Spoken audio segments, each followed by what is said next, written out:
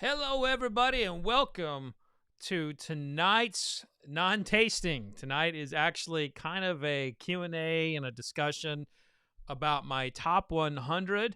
As people come in, I'll kind of explain a little bit more about what we're doing tonight. But tell me what's in your glass. Tell me what's in your glass. Go to the chat and tell me what's in your glass. If you're smoking a cigar, I want to know what you're smoking. And then, I've got a note here. Let's see. Someone just said they're going to be home in 30 minutes and they're going to have to pop cork. I just saw I got a nice super chat in. Thank you for that vicious Victor T for that. Little Book Chapter 5. Little Book Chapter 5 is actually on the list. That is an amazing whiskey. And I can guarantee you that, I've compiled the list already. If you all should have already seen it. If you haven't, it's already compiled entirely at fredminnick.com. I'm going to provide some commentary about it tonight. But Vicious Victor is spot on with Little Book. This is the best Little Book that's ever come out. It is fantastic, and it's going to be in the upper echelon of whiskeys. No, that's right. Vicious Victor T asked a question with the super chat. If you would like to drop a super chat in there, I'd love that. I'd appreciate it. It would help me with my bourbon budget, and I'd really appreciate it. So if you want to be like Vicious Victor here, go ahead and drop a little super chat action. But yeah, there are no barrel picks in my top 100. In fact, I was very stingy on single barrels in general.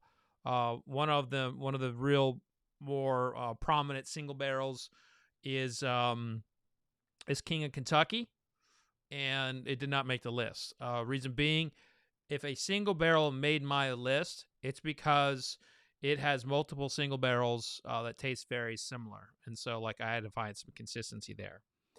So let's see what else. Okay, so Vicious T, Vicious Victor T is sipping on a little Brooklyn 77 Wheater. Hey, you know what? That's solid stuff.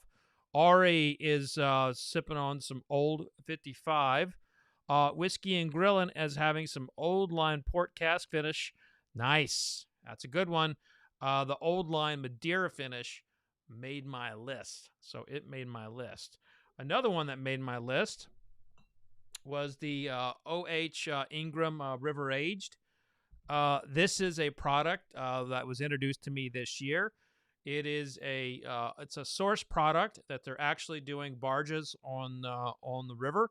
And I'm telling you, I was blown away when I first tasted it. I couldn't believe how good it was. I could not believe how good this was when I first tasted it. So this is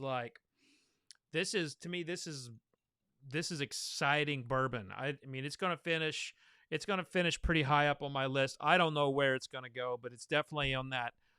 It's definitely, on the upper side of 50, so we'll definitely see. It's definitely going to fall up there very nicely. So that's what I'm sipping on right now. Crump is into some scotch. Loving that. He's editing some photos. Hopefully they are legal photos. With Crump, we got to be careful there. Never know. It looks like David is having some George Dickel. Very nice. Tony B, some Copper Sky. I love it. I love Copper Sky. That's fantastic. Steve Dilbeck, my fellow wrestler. Steve, you can see I'm wearing my Oklahoma State hoodie here. I wrestled back in the day when I was in middle school. I wrestled with a lot of people who went on to wrestle for Oklahoma State, and they were all badasses. In fact, one of the guys I wrestled with, he was younger than me, but I wrestled with him.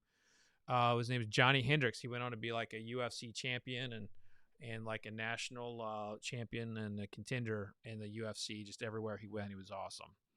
His dad was my wrestling coach. Mean motherfucker. Real mean. That guy. I probably still have dents in my body from him pushing my head on the mat. Hey, what's up, Matt from ADHD Whiskey? Good to see you here. That's right, Kirk. Go Pokes. Go Pokes. David Lawn is having some Barn 8 barrel craft pick. I love it. David Donahue is talking about Johnny Hendricks. That's right. He was a beast. He was a beast. You know, I should reach out to him to see if I can get him on the show. You know, it'd be good to catch up with him. So again, tell us what's in your glass. Snake Peterman asks. He says he's having a Russian River Blind Pig IPA. Asks if I drink beer. I do drink beer. I'm very sensitive to hops, however, so I'm not real big into IPAs. Like when I say sensitive, I mean if I have an IPA, my wife doesn't let me sleep in the bedroom because I have so much gas. So I like Pilsners, which have a little bit of hop in them. And I like lagers.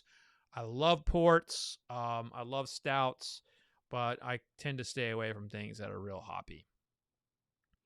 Let's see. Zane Gray's having some Jefferson rye cognac finish. That is on my top 100 list. Absolutely a banger. I love that stuff. Doug asks, so I guess Ascot Offred is spitting tonight. Doug, I'm actually not tasting. This is not a tasting night. This is more of a kind of enjoyment, kind of hanging out. I guess we have enough folks in here. My volume is low. All right, hold on. If my volume is low. How is that? Is that better? Okay, so I think that's better. I turned up my gain a little bit. And if that is better, if that's not better, I'll just get a little closer to the mic. But that is that's for you, Donald Washington, telling me that the volume is low. Hopefully that is better. So if you can hear me, and I sound better, I turned up the gain a little bit again. Tonight is a hoodie night. I see Ryan McElveen is having some Old Fitz bottled and bond. Ari's having Ari comments on better bourbon or better bourbon, better volume. Crump says modern IPAs are nothing but bong water mixed with cat piss and a dash of hate with the tears of hipsters. I'm just going to go ahead and I have the ability to add that comment to the broadcast. This, my friends, is Crump the Cask Hole. I will read this again. This is modern day hipster poetry.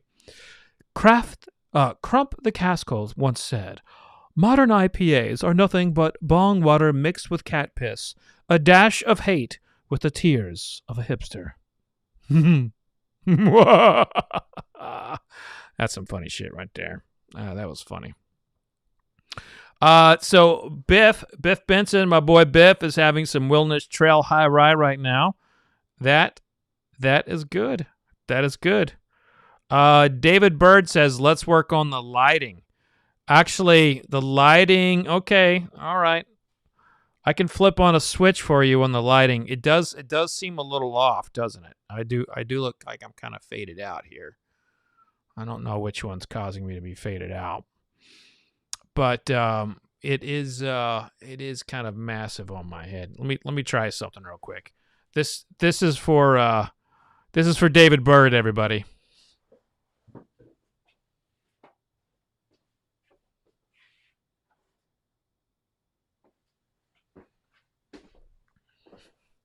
Nope, I didn't do it.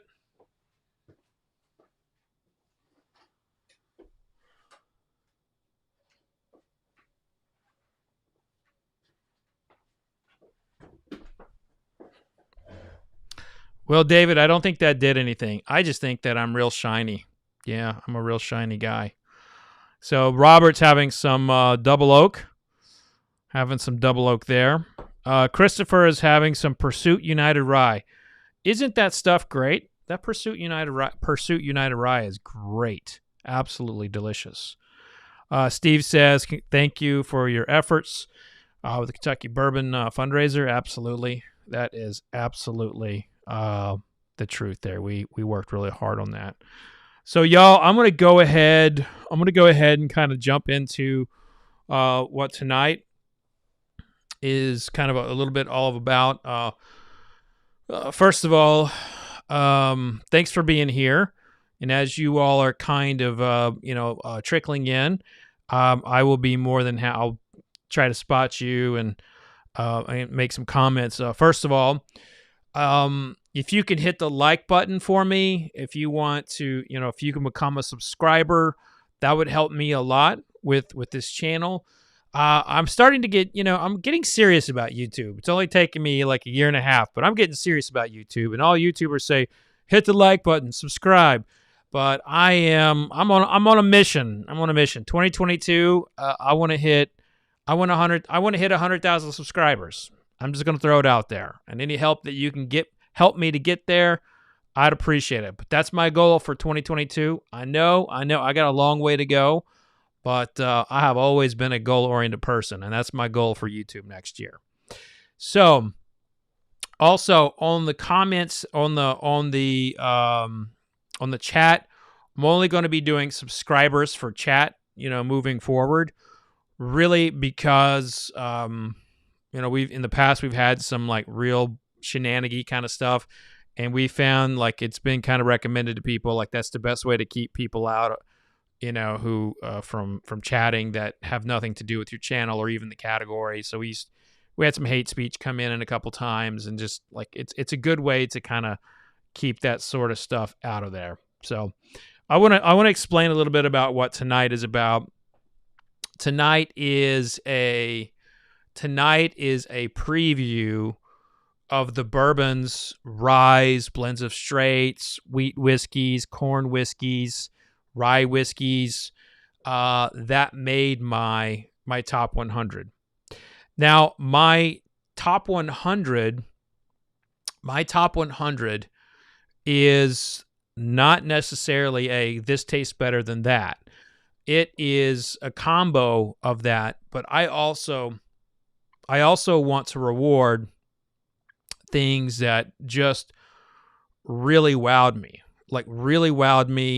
and wouldn't necessarily be something that would beat a larger product. An example here is this Banner wheat whiskey. A Banner wheat whiskey out of Texas. Now, this is not flying off the shelves anywhere, but when I tasted this for the first time and then I tasted it again, I was like, holy smokes. I'm gonna tell you right now, this whiskey, this wheat whiskey from Banner in Texas, in Manor, Texas, it is where wheat whiskey needs to go. Wheat whiskey is a category that kind of lacks its own uniqueness, and it lacks like its own like wheat character. People tend to add a lot of corn to wheat. They don't really let the wheat speak for itself. I grew up in Oklahoma, and Texas and Oklahoma are very similar with the wheat that they grow. This reminded me of like chewing on wheat in the fields when I was a kid. That's how much this wheat whiskey brought me back. So I can guarantee you this is not making anybody else's list because it's not widely distributed. It's not out there much. There's not a lot of eyeballs on it. You don't see many people talking about it. But Banner wheat whiskey stole my heart when I tasted it, and I'm putting it on here. It made my top 100 because the flavor's there, but I want to encourage a good whiskey that is out of the norm. There's also a peated rye whiskey on my list. We'll get to that. It's from Liberty Pole out of Pennsylvania, a Liberty Pole peated rye whiskey. I can guarantee you there are going to be people who taste that and they're going to be like, "Oh my god. What's up with that?" And I'll defend that all day long. It's incredible distillation with peat. You're going to see something in here called the Hard Truth. This product right here made my list. This is the Hard Truth Sweet Mash Rye.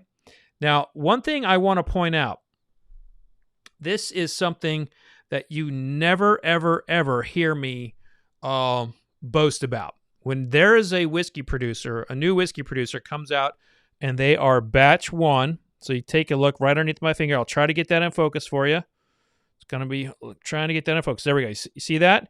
It says batch one.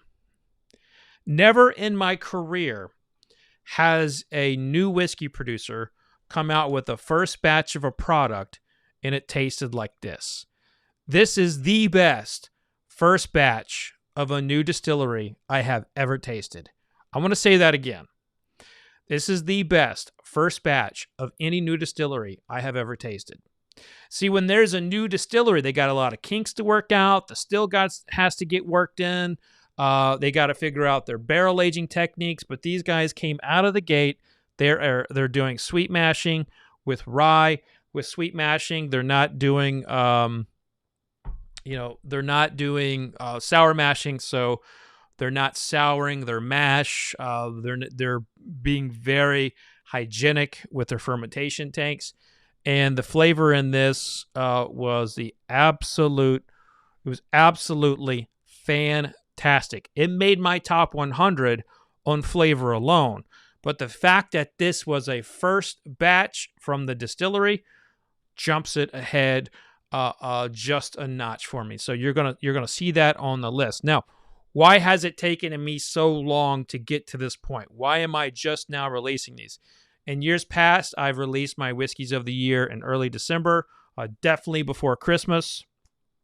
Well, the truth is, my team we have given our all. I mean, when I mean our all, I'm talking 16-hour days for the Kentucky Bourbon Benefit. And if you don't know what that is, I teamed up with a philanthropic organization called the Bourbon Crusaders and the trade organization, the Kentucky Distillers Association. And we put together a fundraiser for the victims of the Western Kentucky tornadoes. It was all done legally. And so this wasn't just selling alcohol on the streets. We partnered with Westport Whiskey and Wine, which is an incredible retailer in Louisville. I encourage everyone to go there. They have great barrel picks, incredible people. They were our official retail partner for this. And the auction was ran by Bill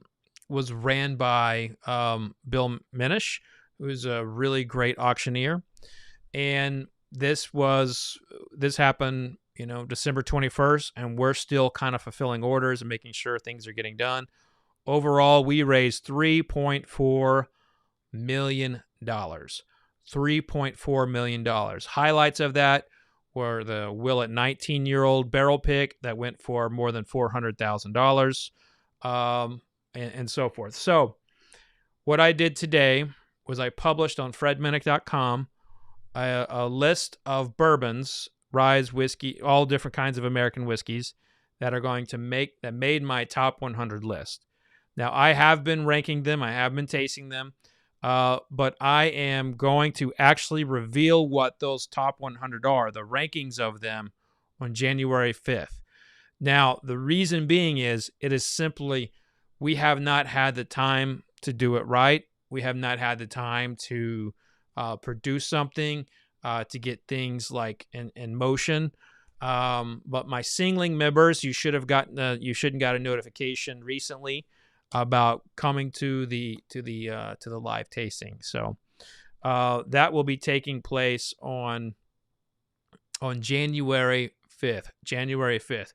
Today, I am just talking about some of the things that I picked. But I just wanted to put that out there. I won't be doing any tastings here that are formal. A part of that is just going to be me kind of, drinking. But I could not change the title. So I couldn't change the title in YouTube for me. So when you come on, it still says live tasting and everything. I couldn't change it because if I do that, it changes my stream key. It's a whole nother thing with the software I use. So apologies for that if you're jumping in thinking that I'm going to be doing the tasting. So I will tell you right now, I am tasting this right here.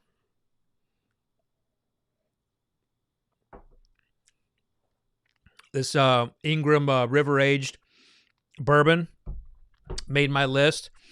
And I'm telling you, it's gonna be up there, really high on my list. I'm really of all the whiskeys I have tasted this year that wowed me, that I wasn't expecting anything out of. I saw this, I heard the story. I wasn't really expecting anything out of Ingram. Wasn't expecting anything out of Ingram at all. And I tasted it and it was like, boom, it just wowed me right there. So it's on that top 100, and I cannot wait to see what happens with it. Another one that I think is going to finish real high is going to be this Jack Daniel's 10-year-old. Look, Jack Daniel's, I've always been a Jack Daniel's drinker, like when I was, growing up in college and everything. I mean, this is, you drank Jack Daniel's. And so, like, I'm very familiar with that flavor profile. But this 10-year-old is just outside of the realm of what anyone ever thought possible from Jack Daniel's. This is beautiful. And it's one of those whiskeys that you don't want it to end after it's been in your glass. And if you're just joining us, what I'm doing here is I am going over... Oh, shit, I just dropped my phone. I think it cracked. I'm going over my list, my top 100. I'm pulling out a few brands to talk about.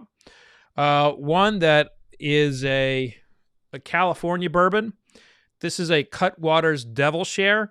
I first learned about this company with some of the stuff they were doing, a couple of years ago. But then they entered a bunch of their stuff in my American Spirits Council of Tasters competition, the Ascots.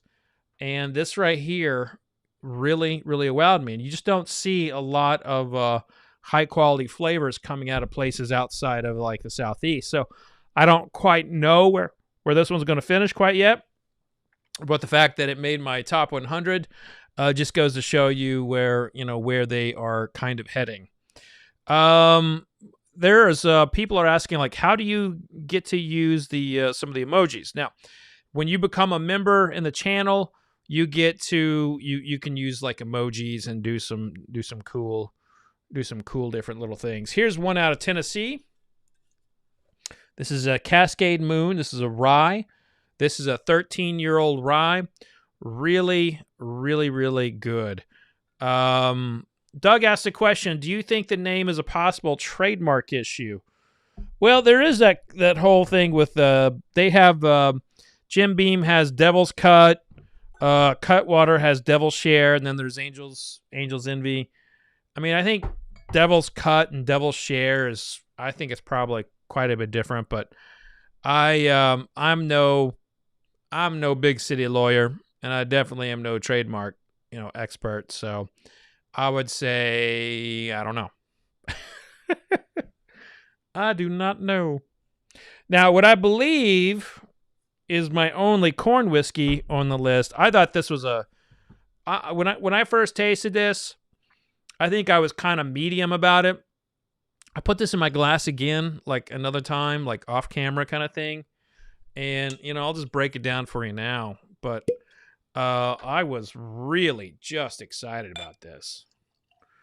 This is a corn whiskey that, makes me feel like this is where things should go. Corn whiskey gets such a bad reputation. Of course, mellow corn is fantastic. If I could get a mellow corn single barrel, for my whiskey club, I'd be all about that shit. Don't get me wrong. But, when you look at some of those beautiful flavors in there, I mean, it's more than corn. It's more expressive than that. It's kind of like cake.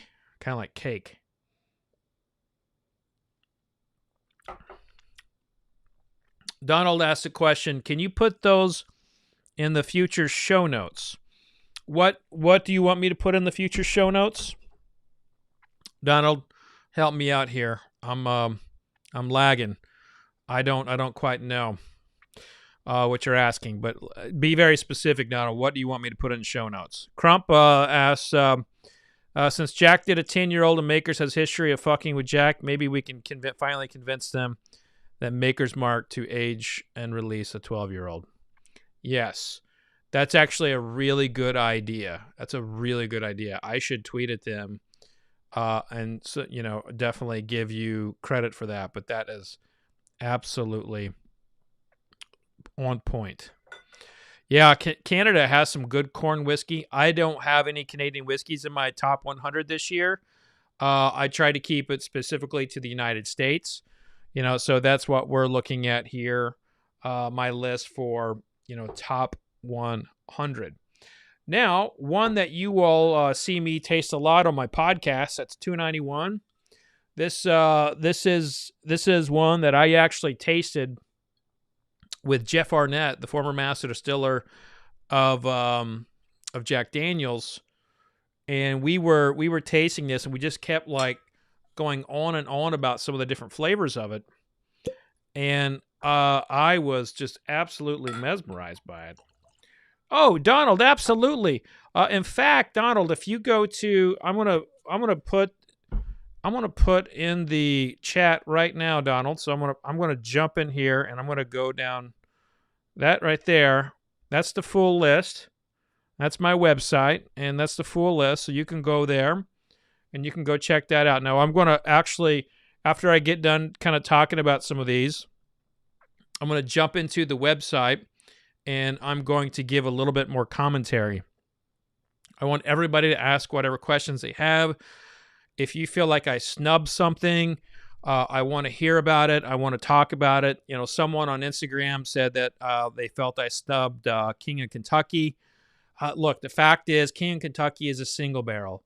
It's an amazing, amazing single barrel.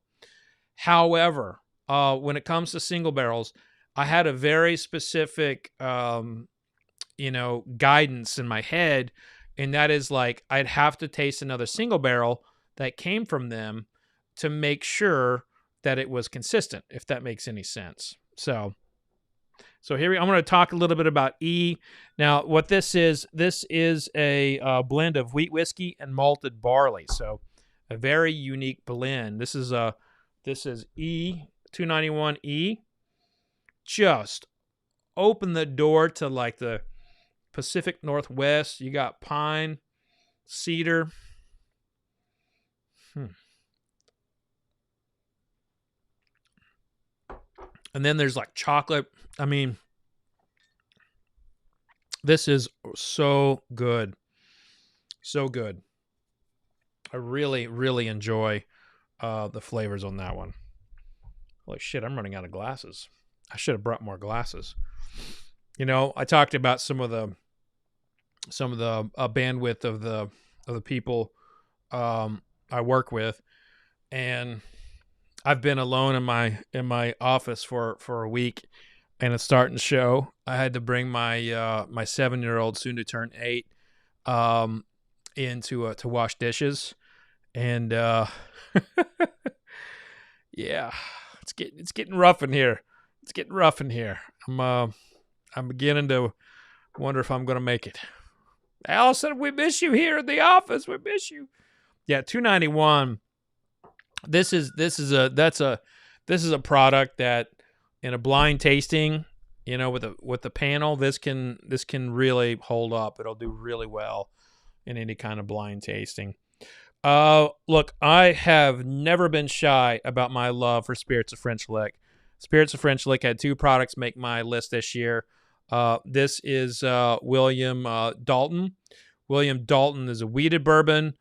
Folks, I'm telling you, Spirits of French Lick, keep your eye on them. They are doing amazing things. Amazing things. Hey, thank you, Sean. Sean Dent with the super chat says, sorry I'm late to the party, but can you do a podcast on your top toasted bourbons? I love the Lucky 7 holiday toast.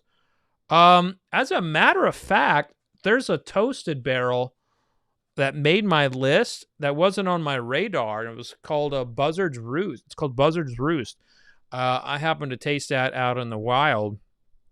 Come to find out, my friend owns it, Jason Bronner, and he owns Bourbon's Bistro. But I think the grand champion of toasted year in, year out is Michter's, and Michter's Toasted to me is like, it's got like its own crazy cult following. It doesn't need to make any list. It's just gangbusters every time. So here's one. I don't think I did an actual review of this, but if you watched my if you watched my 24-hour live stream at Rabbit Hole, you may have heard me sipping it. This is the Race King from Rabbit Hole. It's part of their Founders Collection. Folks, this is like a Hershey bar with some nuts and like a spoonful of vanilla ice cream. It's just got so much going on. This is one where in 10 years you're gonna be like, man, I wish I got this one. This one's gonna be really crazy in auctions in 10 years. Now the member community, you may remember when I had the Distillers of Old Line on. The Old Line is a product that is owned by and operated by Navy vets. And I remember, tasting some stuff with them, and people are always amazed that I will tell a distiller straight to their face, like, I don't like something, or I think this sucks, or whatever. And I can't hold that back. One of the best stories I can give you is actually about 291. So 291, Michael Myers is the owner. He was at an event. I tasted his stuff. He was very excited to meet me. And I was like, sorry, man, this is not good. And I saw what I tasted in the glass. I saw no future for the progressions he was on. The next year I tasted something else from him. And I was like, wow, he's really kind of picked it up. And then I tasted again. I was like, and I tasted it blind, and I had really high marks on it in competition. And I was like, then he started kind of crossing that line. And so, and Michael and 291, we're very close. In fact, I'll be picking a 291 barrel here in a couple weeks. But, if you think about how difficult it can be to take criticism about something you make, it's not always easy to do. But I told the 291 or the Old Line fellas that I really didn't like something that they sent me, but I loved the Madeira cask. Like this right here is all about it's all about showing the expression of Madeira, which is a fortified wine coming from Madeira, very similar to port, and it amplifies some of the like malty nuttiness characteristics that's coming from the malt. I think it's fantastic. I don't have a lot of single malts on the list. I thought this was a down year for American single malts. Some of the brands that normally show up didn't show up for me. One that did is Westward. So Westward is another single malt that made my list. I think Westward and Old Line, and then there's a couple others, but those two were, really high up there on the list. Now here's one, folks. I'm just telling you right now, this is available in markets, but when this list comes out, when I do the rankings of this list, there is a good chance you will not be able to find it. Okay.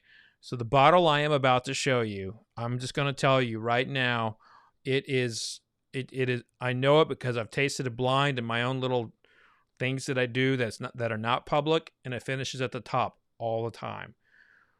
This is a Source whiskey, and they got a bunch of honey barrels for this batch, and it's Kuiper Belt.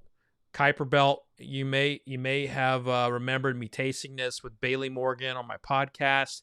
I tasted it again with E40. This is actually the rapper E40's brand. And I can guarantee you this is the best tasting spirit that a celebrity owns. This is 8-year-old Kentucky bourbon. It is fantastic. I do not know where he got these barrels, but he got a lot of them. And this right here is in the market right now. It's available right now. And when my list is published, when it's finalized, when I'm done with the rankings, we do the blind tasting and everything, you probably won't be able to find this. Just gonna throw it out there. But for you all being here tonight, for the support you're showing me, I really appreciate it. I just want to give you a heads up. This is gonna finish high. Okay. So, and if you haven't already, if you like that advice and some of the history and stuff that I'm able to help you with and provide, man, I'd appreciate it if you'd become a subscriber. Click that like button. Like I said earlier, I am all about I'm all about growing my YouTube this year and really focusing on it, amping up the quality and all that good stuff.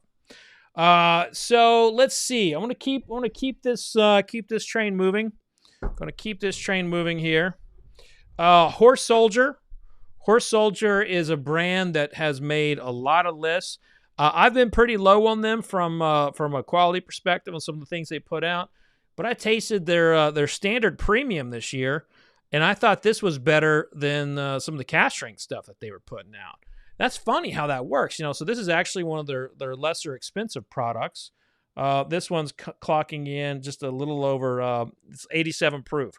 I thought this was better than their cask strength. So it's funny, portfolios do this all the time. They get a really good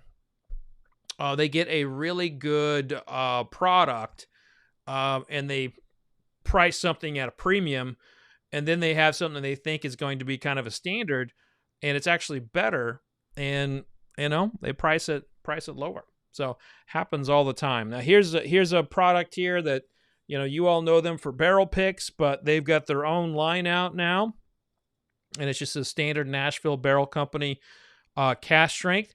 Folks, this has got 100 barrels in it from MGP. Look for this. Really fantastic. And let's see, what else here do I have to talk about? The Uncle Nearest Masters Blend Edition. This is coming out of their distillery. They are blending it there on site at their new facility. Uncle Nearest is in, they make a lot of lists. They do a lot of good things, but this was my favorite thing of theirs this year. Now, last year, their single barrels and everything were just off the charts. This year, I focused a little bit more on their blends. Here's one that could very well be the future of craft whiskey. Right here. Chattanooga Bottled and Bond. Folks, I cannot say enough good things about Chattanooga. Chattanooga, just a wonderful distillery up in the mountains. Has all kinds of distilling prowess there. They have an amazing bottle. They're doing things with malt that no one else is really doing in American whiskey. And you know what? They're showing up. They're showing up in my list. They could have had 2 or 3 bottles on this list. I ended up only picking 1, but they had a couple of them that were right there on the cusp. I had about 25 products that were right there on the cusp, and I decided to bump them because I wasn't taking the list to 125. I'll tell you that. So the Chattanooga Bottled and Bond is really good. Dusty Dan's in the house. Cheers, Dusty Dan. Woo!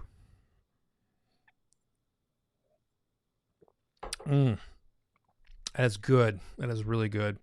All right, so that goes through. Oh, you know what? I missed one. That coincides with a tweet I made today. Yes, Biff Benson, Bottled and Bond beat out 111. It beat out 111. I love the Bottled and Bond. It just really, it has a little bit more complexity in there for me. So just a big fan of the Bottled and Bond.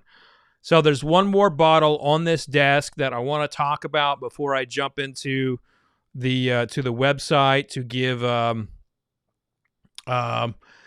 before I'm able to jump into the website and give a little bit more commentary. And that is, I'm going to paint the picture of a distillery that a couple of years ago, they were just known for rapid aging products.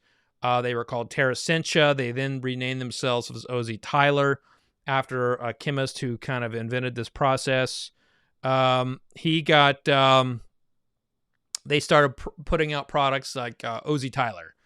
And I very candidly said one time that it smelled like, drywall and tasted like a dead cat, or smelled like a dead cat or something. I don't remember what I said, but I was very candid and it sounded very rude and mean, but it was honest, and it was just awful.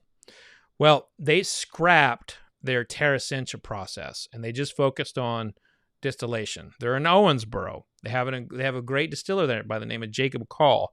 Very talented. His father was a distiller. It's in his blood.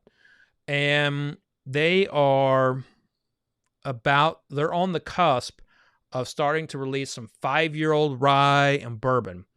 And one of the products that they have is Bradshaw Bourbon. Now, you have seen me on this very channel do a blind tasting with Bradshaw Bourbon, and I did this at my Oklahoma City blind bourbon, and both times it came in second place. Bradshaw Bourbon did, and that was with batches 1 and 2. This is batch 4. This is batch 4 right here of Bradshaw Bourbon coming out of Green River, folks. This is fantastic. This is one. This is the best of all their batches. Batch 4 is, you know what? I'll just pour it, break it down for you. Oh, John Sale here says, I like that your microphone hides that orange stain on your sweatshirt. Go Irish. Cheers to a good game. Well, everybody, be alert here. We're going to be blocking this shenanigan causing John Sale here, or Sale. I hope I say his name right. We're going to be blocking John tonight. The Pokes are going to beat the Irish. But in all seriousness, I have one of my roommates in college married like this crazy Notre Dame fan. She went there. I think she went to law school there. She is nuts crazy Notre Dame, like most Notre Dame fans are. And I would not want to be in that household right now. But you know what? I'm not going to say we're going to win. I'm just going to say, you know what? We're going to do our best. Because if I gloat, we'll get our asses kicked. That's how it goes. So here is the Bradshaw Bourbon. Boy, this is nice.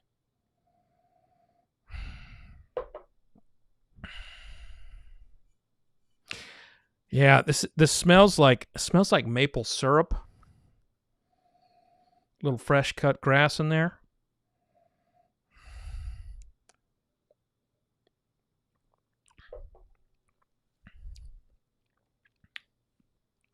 It's really tasty. Really tasty. Yeah, this is one I'd say, you know, I'm buying this. This is in the realm of like Woodford, Old Forester, Four Roses Single Barrel. If you're going to the store for one of those everyday products and you see this one in there, you know, hit it, buy it, you know, add it to that rotation. I think that this one has serious potential, and you know, they're making good whiskey. They're making really good whiskey. And to be honest with you, it's the best showing that Green River has right now is the Bradshaw Bourbon. Now, someone asked me about the Charles Woodson Bourbon. That one was one of those that was on the outside of that top 100. So Tim asked the question, where does the distillate come from? That comes from Green River in Owensboro, Tim. Really, really good up and coming distillery. I think it's in the throes of one of the biggest turnarounds in whiskey history, because they were once a rapid age facility only. Okay, so y'all keep those questions coming in. I'm going to go ahead and I'm going to jump into the, move my little thing around here. I'm going to jump into the website. You're going to see me in the upper left-hand corner. And keep that guy right there. There we go. So I'm going to go ahead and go through here. Matt Shaker asked, what do I think about Creekwater? Creekwater is Yellow Wolf's whiskey. I'm actually, I like that for what it is. I think it's a good, like, you know, concert going whiskey to add Coke with. So if you're at a Yellow Wolf concert, I mean, I think that's right in line with what they're trying to do, and you know, it gets the job done. So I'm going to just go ahead and kind of give a little bit more commentary on some of these. Though I talked about 291 already. The A. Smith Bowman Cask Strength. Folks, you're looking at here the A. Smith Bowman Cask Strength. This is going to be a lot of people's whiskey of the year. I'm not saying that's what it's going to be here. I'm just saying that thing is a beast of a taster, and it can wow a lot of palates. So, Angel's Envy Madeira finish. That is a Madeira. Look, folks, I am a Madeira fan. I am a port fan. I'm a huge port fan. I love Madeira. And I think that what we're looking at here with this Angel's Envy, I think we might be looking at one of the very best whiskeys ever to be finished with the Madeira cask. And it's definitely the best thing to come out of Angel's Envy this year. One of the best ever to come out of Angel's Envy, period. Vicious Victor T with a super chat in the house. I've moved to Magna Cigar Blend 44 with a punch. Nice. Love it. Thank you for that shout. Thank you for that shout out in the super chat there, Vicious Victor T. Love it. Going back to the list, Augusta Buckner, 13-year-old. You might recall a review that I did with them. I thought at first, it was a little, at first it did not strike me as complex as I'd like. I revisited this, and it's something that really does check all the boxes that you want to see in like a 13-year-old bourbon, and it's not over-oaked by any means. Dusty Dan with the super chat love. Thank you very much. Great list here, Fred. Cheers, my friend. Dusty Dan, thank you. And my God, I know I owe you an email or 20. That doesn't mean I'm ignoring you. It just means I suck at email. I really do suck at email. Balcones weeded bourbon. Look, Balcones, I think, could have, pending your palate, Balcones could be dead last, or it could be first. I mean, I think you gotta like pot still whiskey, and not everybody likes pot still whiskey. And people say they do, but they really don't understand, the nuances of grain that distilleries like Balcones can bring. And I love their wheated bourbon. I think they do a great job there. Banner Wheat Whiskey talked about this. Okay, so here. There's the Bardstown Bourbon Company Fusion number 5. But, folks, I'm telling you, this Bardstown Bourbon Company Triple Stave, holy smokes. Holy smokes. This Triple Stave is another level of complexity that we have not seen from these stave-styled whiskeys. So people that are using various staves in a finishing technique. They created something that was not over oak, but instead velvety, like cake velvety. I love the Triple Stave, so be looking for that one to finish high. You can see barrels run here. I think the headliner for barrel is Seagrass. Seagrass has done very well in the award circuit. A lot of people are big fans of it, for sure. But I'm a huge fan of Barrel Seagrass. Hey, look, that's me on the YouTube. Metallica's whiskey, Blackened Cask Strength Batch 106. Now, this is actually really good. People who don't like blackened in general of the blend, or they don't like that brandy, that blackish brandy kind of style, I think, jumping this, you might dig it. Staying in that kind of like finishing style. Blood Oath Pack 7 made the list. Blue Note 17-year-old. You all heard me moan to this one. It was fantastic. Blue Run Kentucky Straight Rye Bourbon. This is one of Jim Rutledge's, the famous former master distiller for Four Roses. This is one of his big jobs right now. One of the things he's behind. Blue Run is one to keep your eye on. Booker's batches 3 and 4 from this year. You know what? Really a lot of space in between those two. I like one of them a whole lot more than I do the other. One of them is going to finish probably toward the bottom of the list. One of them is going to finish toward the top. Boone County Single Barrel Wheated Bourbon. Tasted this in the Ascots, and it wowed me. I kept having exclamation points in my notes. Just loved it. Talked about Bradshaw. Talked a little bit about Buzzard's Roost. Talked about Chattanooga. Talked about Cutwaters. Dad's Hat Bottled and Bomb. This is the second year that Dad's Hat has made my list. This is actually the first year I've done a formal list, but last year Dad's Hat was in the running. Davey's Double Barrel. So this is coming from, that style that Luxco's bringing, but the Double Barrel is really, really nice. An Alabama bourbon in the house, folks. Detling, a 72-month-old Alabama bourbon, which, that's more than 4 years. That's so 6. I'm not a mathematician, but that's a lot of years. How do you like that? Nah, not good. It's not quite 7, but it's almost 7. But I tasted that, folks. You saw me taste that. You saw my reaction to it. If you're on this YouTube channel, you know how much I like Detling. I would not rule them out from making the top 15. I really would not rule them out. They've got a lot of potential here. Okay, so this Dickel and Leopold Brothers 3-chamber collaboration. I wish we could see a lot of collaborations from distilleries like this. That was amazing. Now here's a lineup. I got a lot of samples from Doc Swenson's, and I was rather stunned on like how so many of them were right on the cusp of making my list, but they didn't quite have enough to get over the line.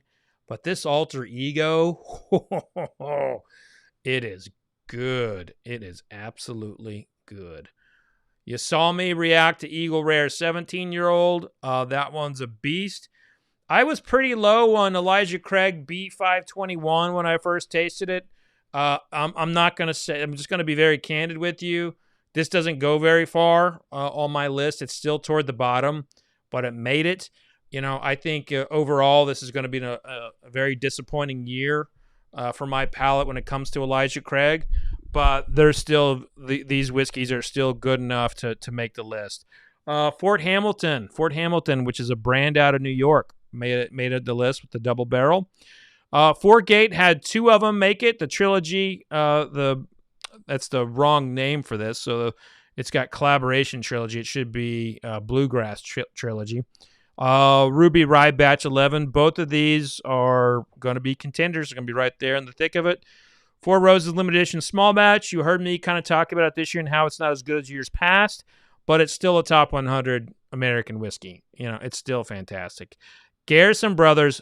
This right here, this Garrison Brothers is, if people are not taking Garrison Brothers seriously, and you're not tasting them, or you are finding them unattractive, there's something you're not liking in Garrison Brothers, then I'd like to sit down with you and have some palate training, because Garrison Brothers has some very unique styles, and you have to understand whiskey to really be able to appreciate them. You will see a lot of whiskey critics gravitate toward Garrison Brothers when they are tasting blind. It's a process of being a taster. You drink what you like, absolutely, but if you are a critic, you gotta taste outside of your comfort zone. I talked about the Grand Teton Corn Whiskey. Talked about the Hard Truth, High Plains Rye. This is a product that's from the blending prowess of Jim Rutledge, of course, the former master distiller for Four Roses. Huber Starlight Distillery Single Barrel. I actually just picked a barrel from Starlight. Really, really good. Iron Root has 2 in this bunch. So Iron Root is a distillery out of Texas. They are really good with using grains. What I mean by that is they get a lot of extraction out of the grains, and you can taste it in a good way. I've been very candid about my feelings on the Jack Daniel's 10-year. I see that going very far in my tasting. The Jefferson's Reserve Pritchard Hill Cabernet Cask Finish. You see the parenthetical barley corn reference. That was where I tasted this. and I gave it like very high notes in a blind tasting for that competition. Jefferson's rye, the cognac finish. I swear, this is like I love that one so much. It's so good. Kentucky Senator, 15-year-old. So a little conversation about what has happened. What has happened for? There was a lot of 15-year-old product released this year. A lot of 15-year-old. It's because like there was a lot of Jim Beam that came back into the States that was tanked, and the wholesalers sold it into the market. I basically chose one 15-year-old product out of all of those. And so there was Calumet, there was Three Chord. I think there was, I think Gregarious was in that list. There was a couple others as well. A Kentucky Senator 15-year-old was my favorite of those. Kings County Cash Strength, folks, New York bourbon. Do not miss out on that one. King's Family Distillery Tennessee bourbon. They also have a light whiskey that's really good. Kings County Distillery Empire Rye could be the high rye on this. It's really fantastic. The Kuiper Belt, talked about that. One thing I mentioned in my descriptions of this was how, like, if there was a brand that had multiple batches, I would choose, you know, if the batches were not different enough, I would just choose one. Larceny was the case here. I didn't find a lot of difference between their three batches this year, but the C921 had just a touch more complexity. Another one from Spirits of French Lick, Lee W. Sinclair 4-grain bourbon. Legend Single Barrel. This is one that did really well at the Ascots. I also tasted it another time. And here's one right here, this Liberty Pole peated rye whiskey. I am so high on this. I am so excited about this. This is, if you were just to pull me aside and say, what is the whiskey you are most excited to see where it's going to be? What's the one? And it is it's Liberty Pole. Liberty Pole's peated rye, I think, is a game changer in the rye whiskey category. Now, does that mean it's going to win? You know, probably not. Probably not. It's probably going to fall short when I finish this ranking, because, you know, it's up against some beasts. But if this distiller can continue the momentum of what is in this bottle, folks, watch out. This could spawn an entirely new category in American whiskey, and that is properly peated rye. Little Book, Chapter 5, I talked about that, folks. It's amazing. Lone Elm wheat whiskey, the Maker's Mark series. This is so good. It is so, so good. Michter's 10, Michter's the bourbon and the rye. These are both great. I debated on having them both in. I decided to go ahead and have them both in, but, you know, they're probably going to be outside my comfort level for people being able to find them. Most of the allocated products in here, you know, they're going to be hard to find. But these, of all the Michter's releases that this year, I found these two to be the best. Milam and Green, the port finish rye. I sip on this at home all the time. My friend Heather Green made this. She's an incredible blender. You heard me talk about Nashville. It's good to see Nelson's Greenbrier make this list. This is the first time Nelson's has made it this far in one of my tastings. The New Riff malted rye, folks, I still don't know what the spice is on this. If you saw my review on this previously, you saw me like, I don't know what the spice is. I'm still kind of trying to figure out what that spice is. New Riff red turkey wheated, fan-friggin-tastic. You heard me talk about Ingram. Old Elk, don't sit on Old Elk. Don't sit on Old Elk. Woo! I gotta sip some water. Oh, maybe some whiskey too. Oh, that's good. The Old Elk. Old Elk is probably going to be the easiest thing to find on this list. They've got incredible distribution. And They do really well in my public blind tastings. Old Fitz 11 spring and fall. Those are going to do really well here. Old Forester birthday bourbon. I saw someone comment on Facebook that it is most likely going to win my tasting. I'd say if I'm a betting man, I may do that. I may go ahead and put money on Old Forester birthday bourbon winning my blind tasting.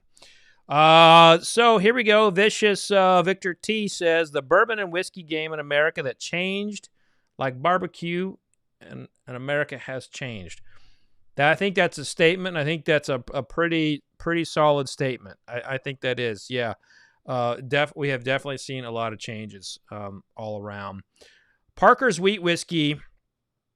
Parker's Wheat Whiskey is it's so good, but at the end of the day, it's wheat whiskey, and I just don't know if it's going to hold up there. I really don't. I mean, it's good, but it's not as good as the one from a few years ago. Penelope 4-grain cash strength, folks. I love that one. I don't know if I love it as much as the Pinhook Bourbon War Vertical Series. That one was very, very good. Talked about Rabbit Hole. Another one that is a dark horse to win it all for me, or actually I don't know if it's a dark horse, but it came in second to my BTAC tasting, and that's the Remus Repeal. That is so good. Russell's Reserve 13-year-old. Yeah, it's going to be in for a fight. Sagamore Spirits Bottled and Bond. You know what? I was really impressed with that. I was really shocked how good that was. Sazerac 18-year-old, Smoke Wagon Uncut, Batch 25. Now, just some general comments on the Smoke Wagons. Like, he comes out with so many uncut, unfiltered. I have not tasted them all. In fact, my catalog of Smoke Wagon tastings is not nearly as big as your Smoke Wagon fan. But I tasted Batch 25. I loved it.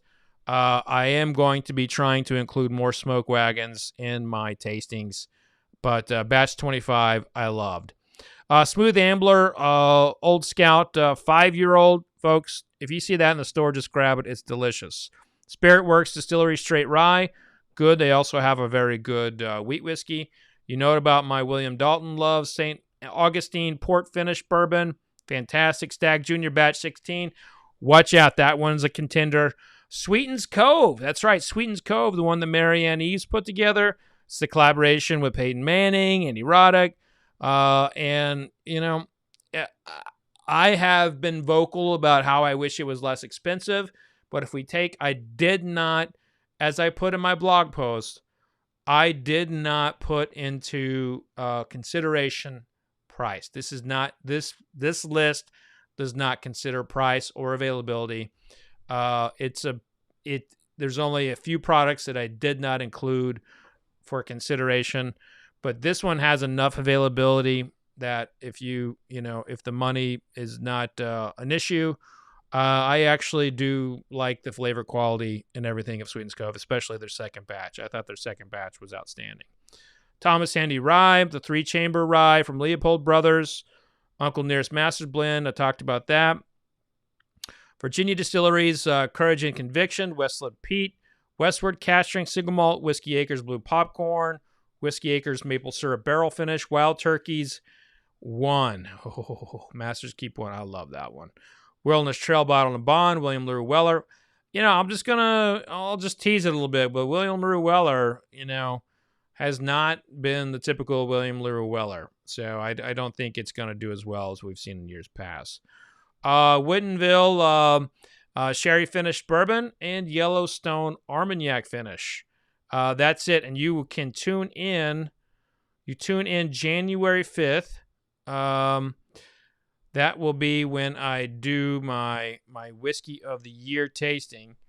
And if you are just joining, I had to punt it to January 5th because of all that we were doing for the Kentucky Bourbon Benefit, for all of the there's a lot of stuff going on. I've had a lot of people out of the office. We've had some, we've had some close people get COVID, so we've had a lot of things that have really, really stalled what we're up to and how it's going to work. And this is the plan. I'm going to say this is the plan. Plans change. Something can happen. But I am going to actually start off and do the best everyday bourbon. I want to taste the best do a tasting of the best everyday bourbon. The member community has been voting on that as we speak. So the best everyday bourbon, we're going to have I'm going to do that lineup. It's pretty much going to be like 5 or 6. I'm going to taste that, and then I'm going to play a video that has like the rankings of 90 or 100 through 10 or 100 through 11. So that'll basically be everything after the top 10. And so I will be determining those between now and then. I pretty much have it already listed out. And I've had a select panel, a kind of a peer review panel, review these things to make sure I'm not, batshit crazy, and that I can actually defend my picks. I used to do this. I'm used to defending my opinion, if you will. And anyway, so you're gonna get the list of what made where things kind of like fall. And then I will do a blind tasting of the top 10. During that time of that blind tasting of the top 10, I will actually have someone producing it for me behind the camera. So you will be able to see what I am tasting versus like right now, like I'm looking at the camera, I'm clicking the buttons. There will be none of that. It'll just be me going and doing my thing. And you all will see what I'm tasting as I'm tasting it. So... and you all will be able to have fun in the chat. Unfortunately, that also means that I won't be able to really interact with you like I would normally like to. But Biff says, I can't wait for the finale. Guess I'll take the next day off. Yeah. That's funny. And by the way, if I've already reached out to Singling members, and you all, if you would like to attend, you are welcome to attend. I am actually going to be doing the live tasting at a Total Wine in Louisville. So if you're there, you can watch it and maybe like buy a bottle after. I don't know. But yeah. Rick says, where I'm at, they can't get rid of Sweetens Cove due to the price. I told the Mannings, I've told everyone a part of that company that their price is too high. It's absolutely too high. But the whiskey's still good, and I do think it is better than a lot of those other source whiskeys from that from that same style. But at the end of the day, look, I am not going to say anyone's wrong about that price. I told them straight to their face every single time. But hopefully, that kind of market pushback encourages them to come out with some less expensive product. And it's possible, it's possible. People can do that. Eric says, anyway, we can get that list early so we can taste along. Shit, man. Eric, what you doing to me, man? I don't know about that. Maybe. I don't know. Maybe if like... there was some interest in some like major media outlets wanting my top 10 in advance, and I was kind of a little hesitant about that. I don't know. Feel weird. Jeffrey says Seagrass rocks. Yes, it does, Jeffrey. Jeffrey, it does. All right. Well, I'm gonna keep talking with you guys. Ask me anything. You got me here. You got me here for a little bit. Do you have any questions for me about like the process, how I chose things, any of that stuff? I'm an open book, whatever you want to know. If you have a random question about, some random whiskey in the world, I'll do my best to answer.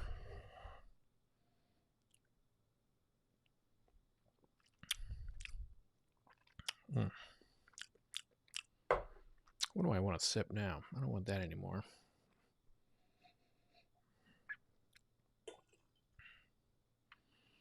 Chris asks, have I sipped the Stag 17?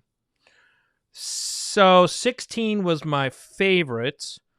I think I did. Yeah, so I mean I would have I did. I did. Robert says, I don't see any double oaked in there. Are you not a fan? Robert, that's a good catch. First of all, I love some double oak products. There is actually a couple of them in there.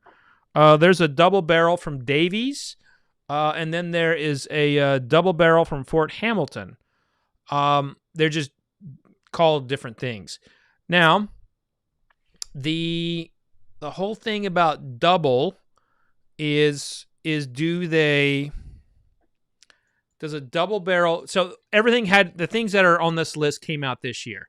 So the best double barrels or double oaks, came out in years past. So they're like mainstay products.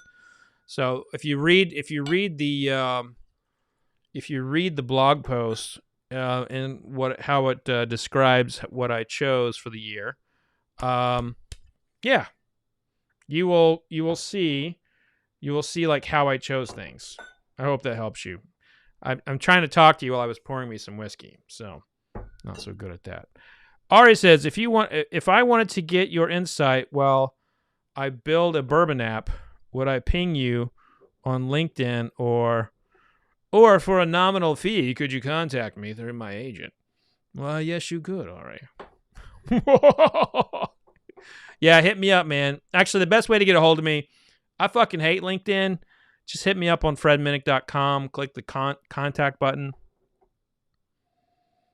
Yeah.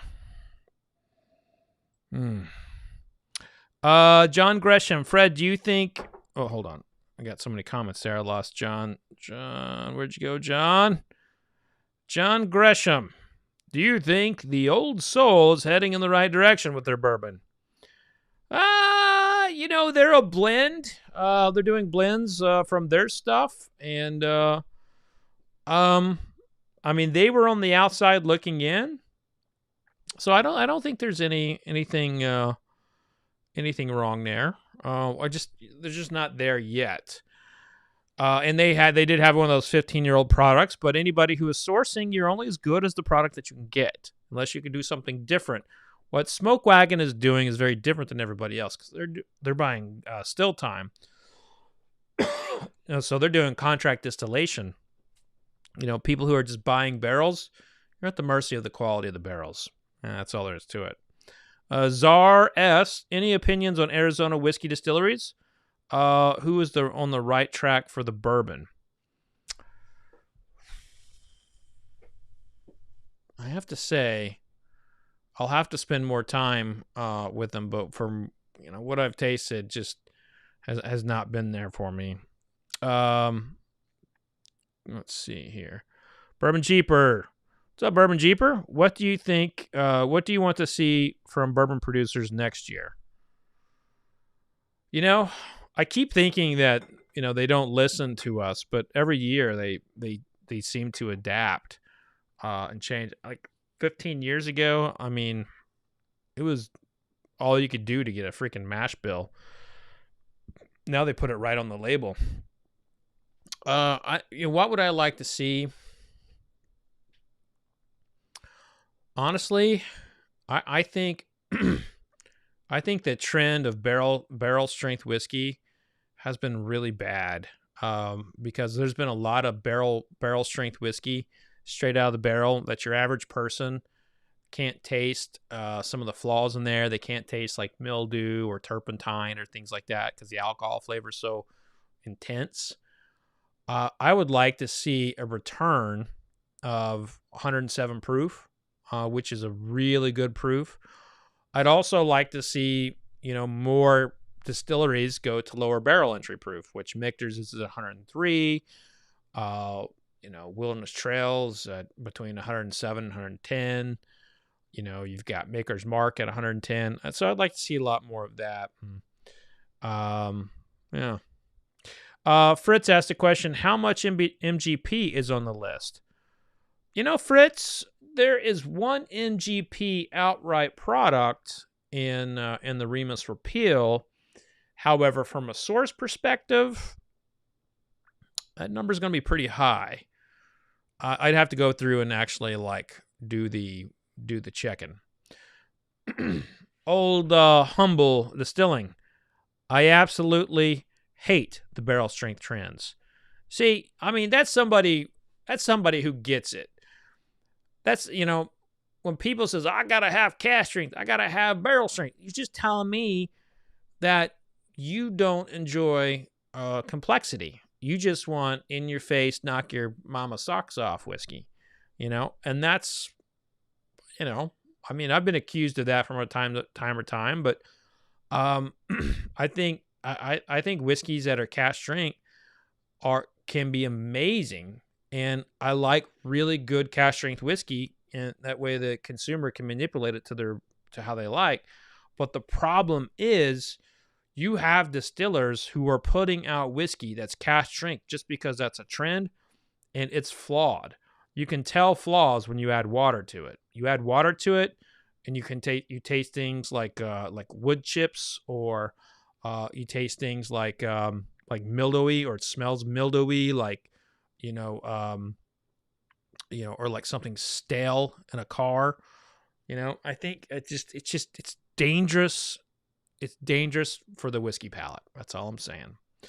Randall, cannot pronounce that last name, asked a question with the super chat. Thank you for that $5 super chat. By the way, every single dollar spent here goes straight to my whiskey fund, which I don't need any more of it, but I still appreciate the gesture.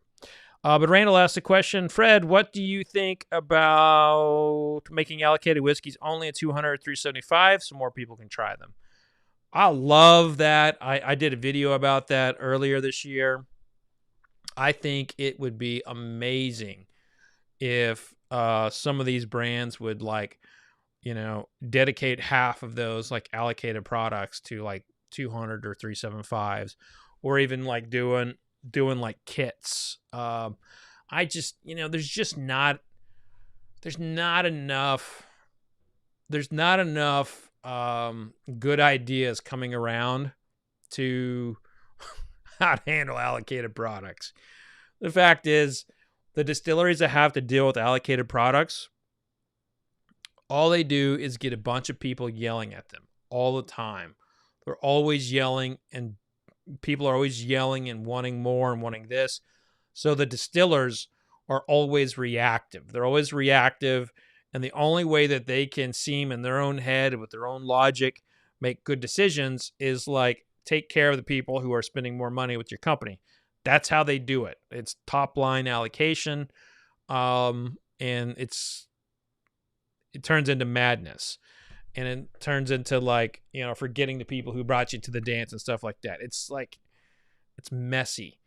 So honestly, I don't think it would be a bad idea if we just turned this entire thing over to 5 or 6 business schools in the United States and say hey, someone come up with a good idea with how to fix allocation. I don't know if anyone has a good answer, but I think the 200, 375 could really fill a nice gap, but they'll never do it. They'll never do it. William says, I love your view on cask strength whiskeys. Well, thank you. Thank you for that. Eric celebrates 19 months of membership. Wow. By the way, to all my members, I'm sorry. I've been really shitty lately.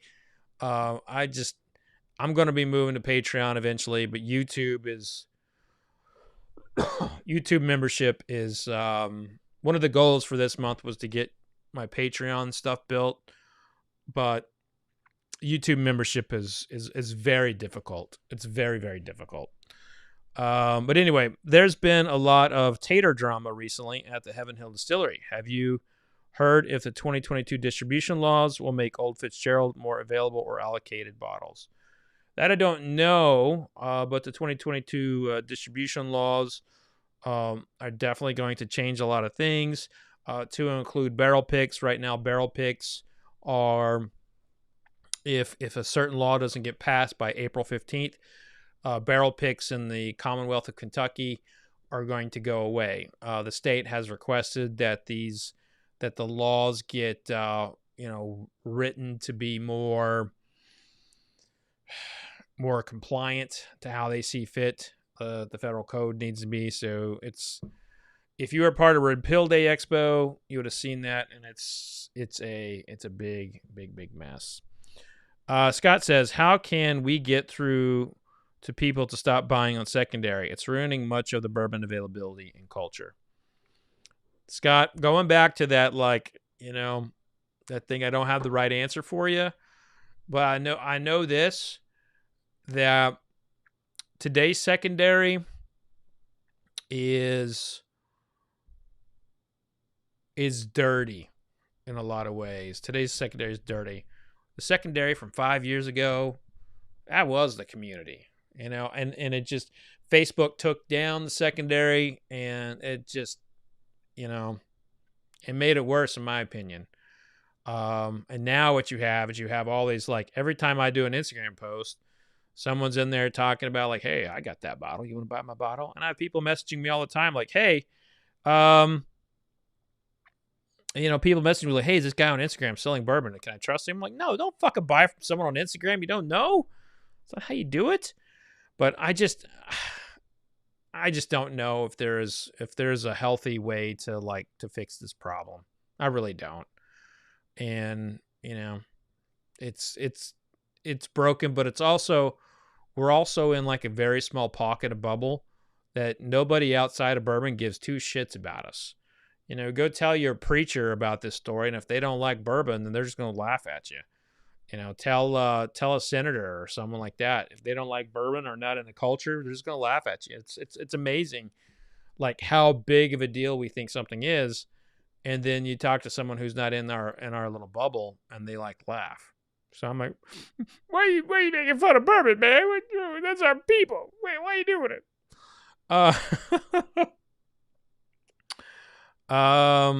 Let's see here.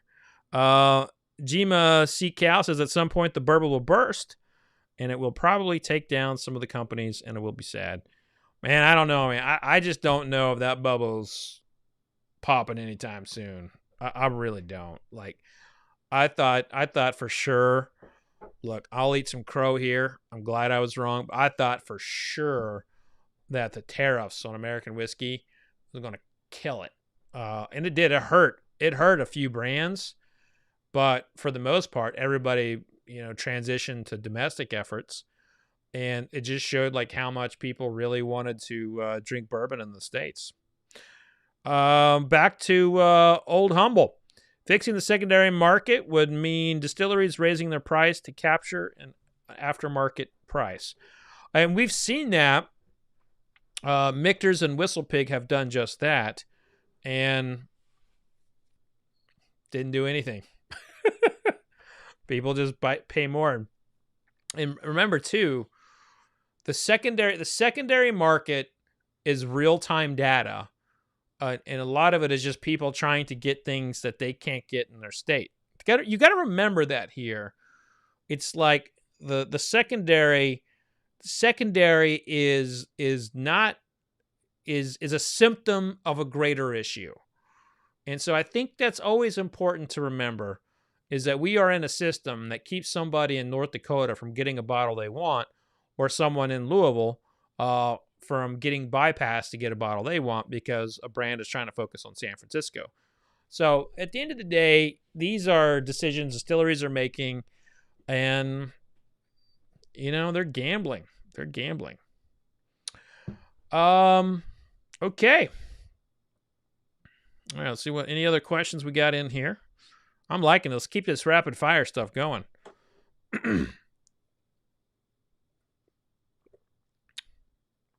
Oh, man. Oh, that Jack Daniels 10-year-old. Oh, boy. That was good.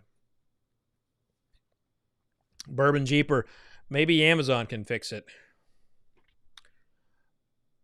Has the alcohol industry not done a good job of blocking Amazon? It's been amazing. Amazing watching that. Scott, what are your thoughts about NFTs and their potential to impact the bourbon market? Yeah, I mean, non-fungible tokens or NFTs. There's a couple people out there that are trying to align NFTs. So you buy a rare bottle, you get an NFT, and then when you sell the NFT on the secondary, you get the bottle. That is, I actually, as someone who validates bottles for auction houses and charities, I think NFTs could be a very valuable tool for someone like myself when it comes to authenticating something. So if someone has an NFT to go along with a bottle, to me that's better. That's better than having the a certified letter. I put a lot of value in NFTs. I don't know if I'm in the minority on that, but I think NFTs are an incredible way to certify a product.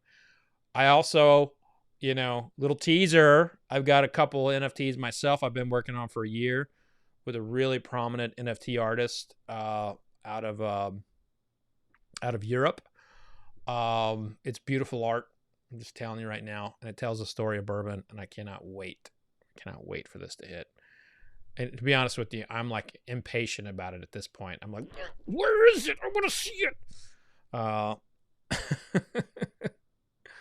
Eric does say that Amazon owns Whole Foods and they sell a ton of bourbon. Yes, absolutely. I think when I think of Amazon, I'm thinking of cross lines, state shipping, and that has not been able to really do it. Fritz says, talk about Huber Starlight on your list. Look, Huber's is amazing. Starlight's is amazing. Their barrel picks are awesome. This is a single barrel product, real complex, caramel bomb. And I love that. Scott says, can we sign up somewhere for the potential NFT release? If you are at if you're signed up on my newsletter is the best way to get all my stuff. FredMinnick.com. Just sign up for my newsletter right there. Mark says, does the Pappy fanaticism end anytime soon? I tried the old Rip tin and at a bar for the first time. Made me wonder why anyone pays over $500 per bottle. Well, Mark, I'm glad. I'm really glad that you had that chance to taste it for the first time and, kind of like assess for yourself. I love it when people do that, to be very frank with you, because you're not wasting money on it if you don't end up liking it. But it is a Pappy Van Winkle. I think right now we're in a time where Pappy Van Winkle just gets kind of like eye rolls and people don't care about it. Man, people don't give that brand enough credit. And they don't give Julian Van Winkle any credit at all for bringing bourbon back and being a part of that resurrection of bourbon. And also Pappy Van Winkle was a more important person than Jim Beam in post-prohibition bourbon. Now, Jim Beam didn't live very long, but Jim Beam was a figurehead, and was a part of it. The Beam name was everywhere. Those people had a lot of kids, and they all got into distilling. But Pappy Van Winkle was the godfather of American, independent distilling. And as the historian in me, it always pains me a little bit when people don't appreciate the name Pappy Van Winkle. And I hate that his name gets kind of thrown around the mud in the secondary kind of conversations. But you got to remember, in the 1990s, Julian Van Winkle, he was his shop, the old Commonwealth Distillery in Lawrenceburg. The roof was leaking. At any moment, the entire facility could collapse. The bottling line worked half the time. He had to trade bottles of Pappy Van Winkle straight off the line to pay for cars, advertising. That's how he paid for his bills, was with Pappy. He didn't have any money. And then one day, he gets a 99-point score. And people start, saying, oh, what's going on here? And starts getting a little bit more attention. But at the end of the day, he was cash strapped. And then Buffalo partnered with Buffalo Trace in 2002. and kind of took him under his wing, and they take off together. And they were incredible whiskey was coming out of there. I mean, there was never a whiskey product at 20 years old or 23 years old in American whiskey history that brought the kind of attention and appreciation that Pappy Van Winkle did. So when we talk about Pappy, is it overrated and all that? You know, I mean, I like to give that story to give some appreciation to the fact that, I mean, Julian was on his last leg, and they made that deal with Buffalo Trace, and they returned.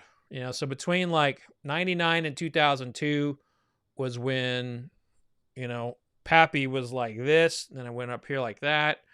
And then after that, when they kind of got the marketing arms of, Buffalo Trace and Sazerac, we start seeing a little up here. And then by 2008, the world kind of knew about it. It was like one of these brands that everybody was like, you know, interested in. And that's what the avid bourbon drinkers would kind of chase. And the bottles would sit on the shelf. Maybe it collected dust. Maybe went to a good customer, but it sat on the shelf. There weren't lines for it or lotteries. And then between 2009 and 2012, everybody knew about it. And then it was really allocated. And in 2013, I'm writing stories about ads in Craigslist for sexual favors for a bottle of Pappy 23-year-old. And it's been going batshit crazy since then.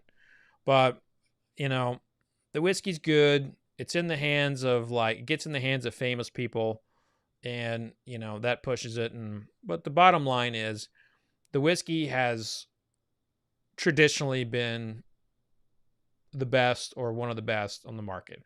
And the Pappy 15, I didn't consider Pappy for this year's list, but Pappy 15 is probably either the best or second or third best every single year. I mean, 15-year-old wheated bourbon out of Buffalo Trace or Stitzelwell or wherever is going to be amazing, you know, if it's distilled right.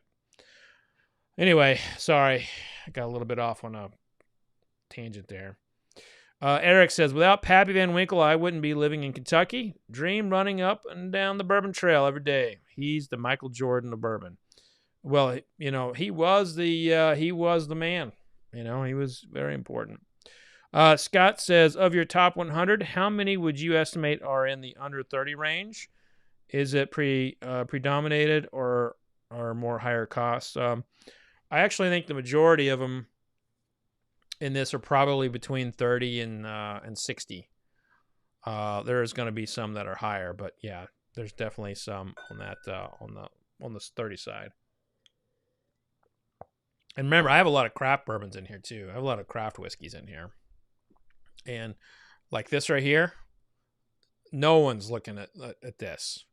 You know, I mean, that's one of the things that I love about what I do. I love discovering products. I taste a lot. Like I think I said I officially tasted 600, but I think the number is more like 1,200 products, and so like I'm really excited about the list I put together here. And yeah, I know I'm gonna have some things that are in there that get debated, and like, oh, that shouldn't be in there, or this one should be in there. But at the end of the day, you know, putting together something like this, I think it's a more thorough examination of who you are than it is about the whiskeys. So what I'm doing here is I'm not scoring them. I'm not rating them. I'm just doing a list.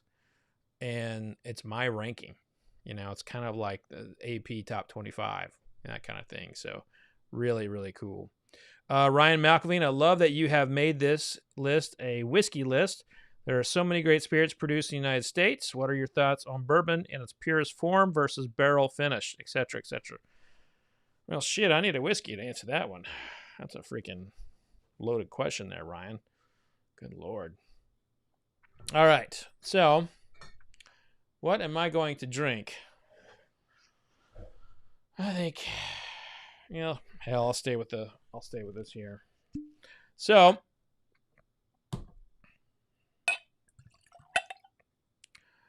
yeah, so I wanted this to be a list that encompassed all American whiskeys, and a list that's all bourbon, I think you're being very you're being very careful about what you put out. And I know most eyes are on the bourbon, but the fact is bourbon drinkers are spirits consumers. And there's not a bourbon consumer that I know that won't go outside of bourbon at least once to try something else. And I am a big fan of finding new things and introducing people to it. I mean, I'm sipping on this Jack Daniel's 10-year-old right now, and I guarantee you there's probably like half the bourbon consumers out there still snub their nose at Jack Daniel's. Jack Daniel's has one of the worst reputations out there as just being like this big volume producer. But you get 10-year-old whiskey in that bottle, it's good. Now, my thoughts on barrel finishes. Hey, I love them.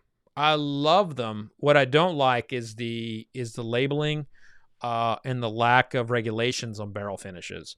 You have someone that does a port finish, and they're like, "Oh, hey, I'm just going to dump this little port over here, little Taylor. Going to add some 40-year-old port into this in this blend, and boom." So I think that's some of the issues that I have.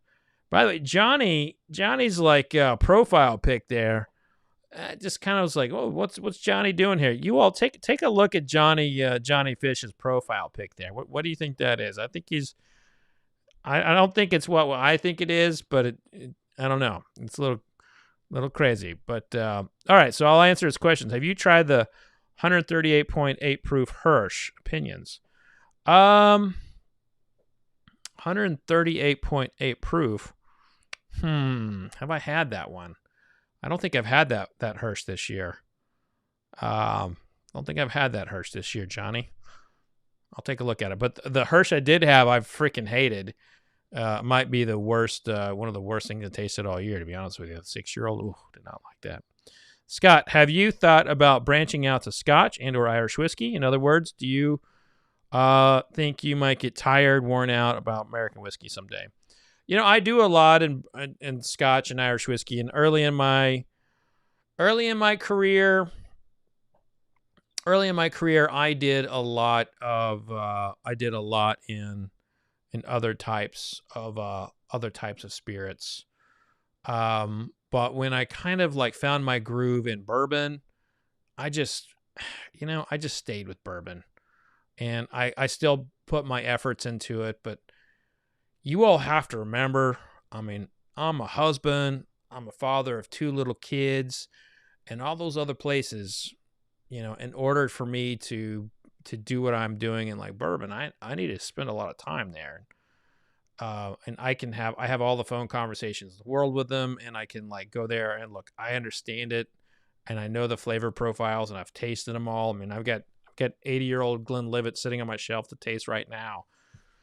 But my family's first, and I'm not a fan of being away for large periods of time. I mean, when I'm gone on some of my events, which, by the way, if you're in Pittsburgh, I got an event January 20th.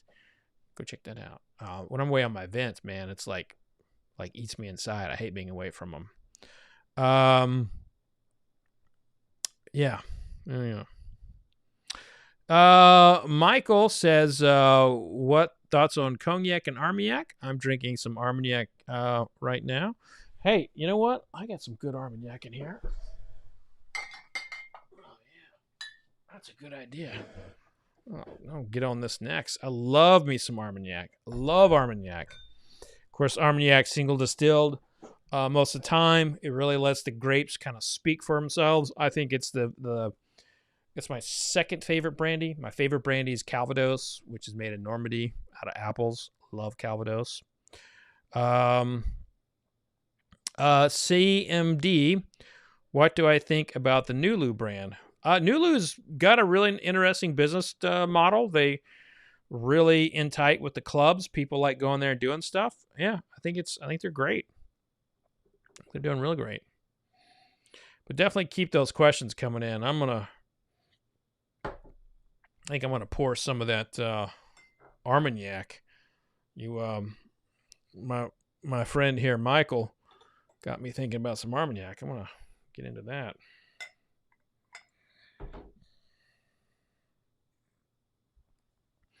Yeah, that's right. Douglas says that Armagnac can be, or Calvados can be reasonably priced. That's right. Most of those things can be reasonably priced. So, yeah. Oh. Ooh, by the way, fail on the cork. Look at that thing. Just in and out. Oh, it pisses me off when I see like a $500 product like this chintz on a cork. Good Lord. Scott asked the question, what are the top trends of 2022? I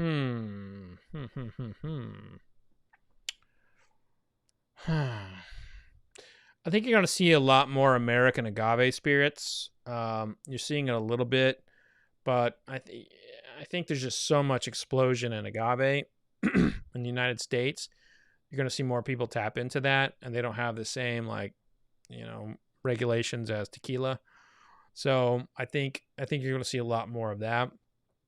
I think you're going to see probably like some government intervention in the spirits industry.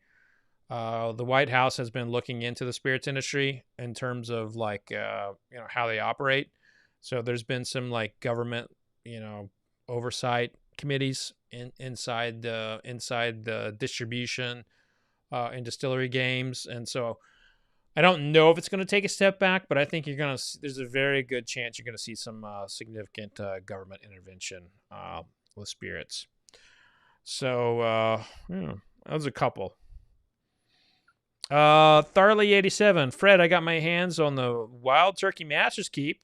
One, absolutely love it. I've never paid secondary for a bottle, but is it worth it for prior Master's Keeps? Well, the good news on Master's Keep, Wild Turkey just does not resell very well. Like I found, you could still find like 17-year-old and they're bottle to bond in stores. If you look hard enough, you'll find a bottle. You don't have to spend a lot of money there.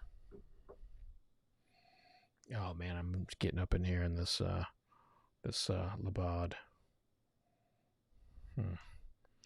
David Wilson, do you like American single malts? I love American single malts. I have several on my list for top 100 to include Old Line. Old Line's on that list. And then I got Westward. I like this bottle a lot. It's on my shoulder. Westward's on here. And then Westland had a couple bottles.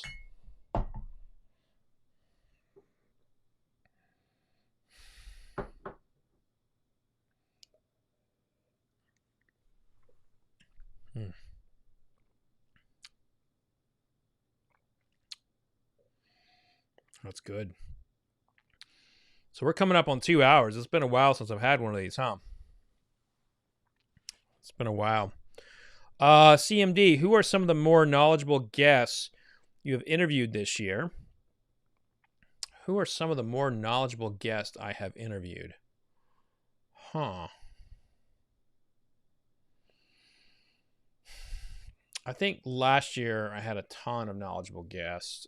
This year it was quite a bit more me taking the education to them. But I would probably say Faith No More.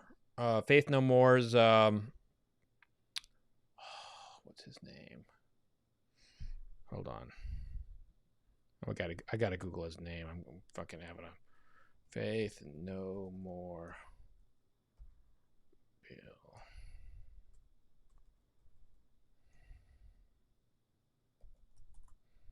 Bill Gold. Faith No More's Billy Gold was it's probably the most knowledgeable. He owns a spirits brand. He was really knowledgeable about spirits. What I found really interesting about this year versus last year is like almost all my guests this year like did their research on me, and they knew about like interviews that I had done and they were prepared for my style. So I thought that was great. Brian says most knowledgeable guest, not Peyton Manning. That's funny. Ryan McElveen, what are your thoughts on some reasonably priced bottle and bond like Evan Williams and Old Granddad for the money? I mean, I'm there all day long, man. I'm there all day long with the Evan Williams bottle and bond and an Old Granddad. But I think they're on their way out. You know, if I'm a spirits brand, like, I'm probably cutting those down a little bit because you can get more money in them in a different package. And, you know, I very much worry about those uber value brands. I really do. Scott says, thanks for sharing your time. Always learn something from you. I appreciate that, Scott. Abalash, I hope I said that right. Abalash Ready. What is the bottle or bottles that was readily available a decade ago that you miss being able to buy whenever you want? I think you're trying to make me cry. Here. I miss the days of being able to grab Weller 12-year-old. Yes, Weller 12-year-old would be at the top of that list. Elijah Craig 12-year-old, which no longer exists, would be there. Beam Black 8-year-old would be on that list. But I'm gonna just gonna go out there and say it, and it's my fault. But Henry Mckenna, I miss seeing that and buying that. That was so good for the money. Man, jeez, I'm gonna cry now. The budget line still has a lot of value, though. You know, GM, I mean, yes, the budget line still does, but that line is going up every year. I mean, now I find myself asking, hey, what's the best everyday bourbon? I have a poll right now in the member community, and the leading vote getter is $60 is the best price for the everyday bourbon. So, I mean, that's where we are. Ryan says Elmer T. Lee. That is a good one. That's a good one. JCB, are the bottles behind you in any particular order or arrangement? Well, I thank you for giving me enough credit for having that kind of organization. But let me explain the arrangement. Put one here, put one there, put one there. Yeah, that's about it. There's no order whatsoever. Okay, when will the new Ascot Awards come out? That's from Doug Pendleton. Could you explain the difference between the Ascot Awards and the Top 100? Great question. So my Top 100 is a single list. And the people who are on that list did not pay me an entry fee or anything like that. I just discovered them, tasted them. Maybe they sent me product, which is customary when you're a critic. You know, you get sent.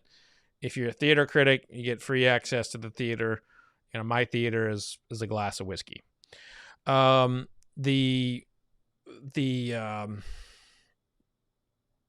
Ascots, people pay an entry fee to get in. So there's that difference, like, right away. Mine is a list, and I'm a singular critic putting a list together.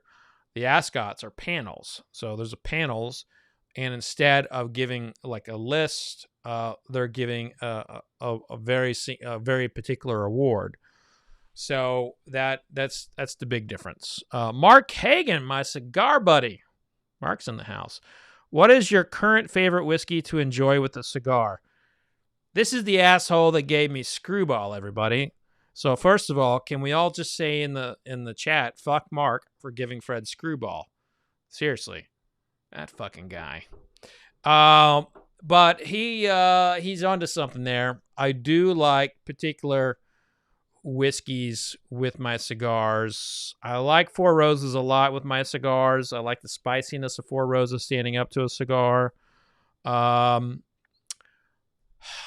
But if I had my druthers, it would be something really molasses forward. Something like maybe something like King of Kentucky, Old Forester 1920. I like a little molasses note with my cigars. But that's why I think I prefer my Rums with cigars over bourbon, to be honest with you. Yes, thank you everybody for telling Mark to fuck off. All right, Vicious T with another $5 in the super chat. Thank you very much. I have nothing to give you all for the super chat thingies. I don't do that, but I appreciate you doing that. I will read your question. Last pour tonight, Blanton's Gold. Well, cheers to you, my friend. That's a hell of a pour right there.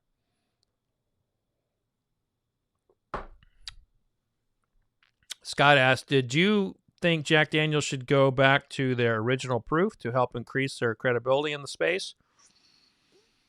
So their original proof would have been, I think, if we're talking like early 1900s, it was 100 something, but a more contemporary be 86, but 80 proof is where it's at now. I think they're okay. I think they're okay at 80 proof. They're one of the few brands I think that are okay.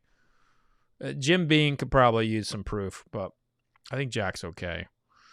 Sean Dent, thank you for the $10 super chat. Again, if you all want to drop some super chat action, I'll read your question. I'm reading your questions anyway, so you're just basically sending me money. I thank you for that. I will guarantee you that it will go to buy bourbon.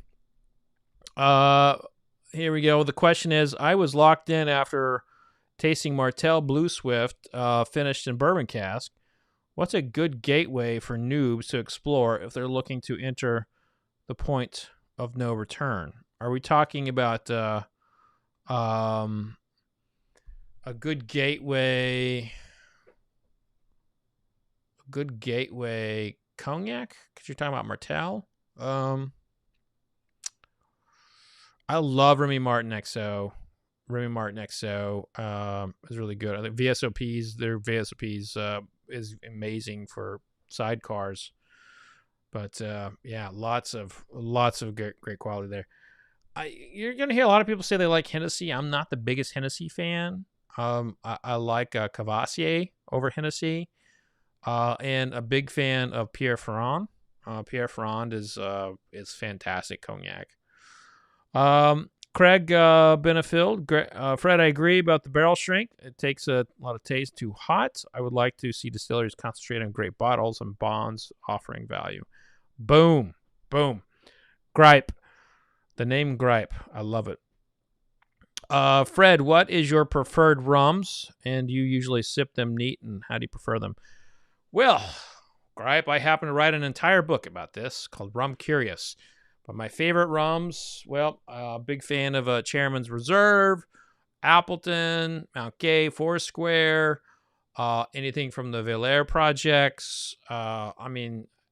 Basically, I'm a fan of the unsweetened ones, so things that have not been had sugar added to them. Chris Trennan with the super chat action. What do you think of Found North whiskeys? Chris, a follow-up question of that. There's a couple distilleries that have very similar names. Where is Found North? Is that the one in Minnesota? Just answer that for me.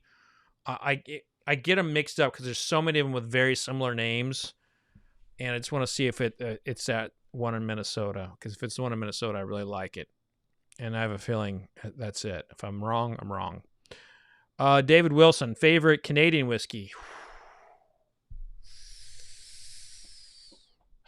There's a lot of good ones. And I'll say like the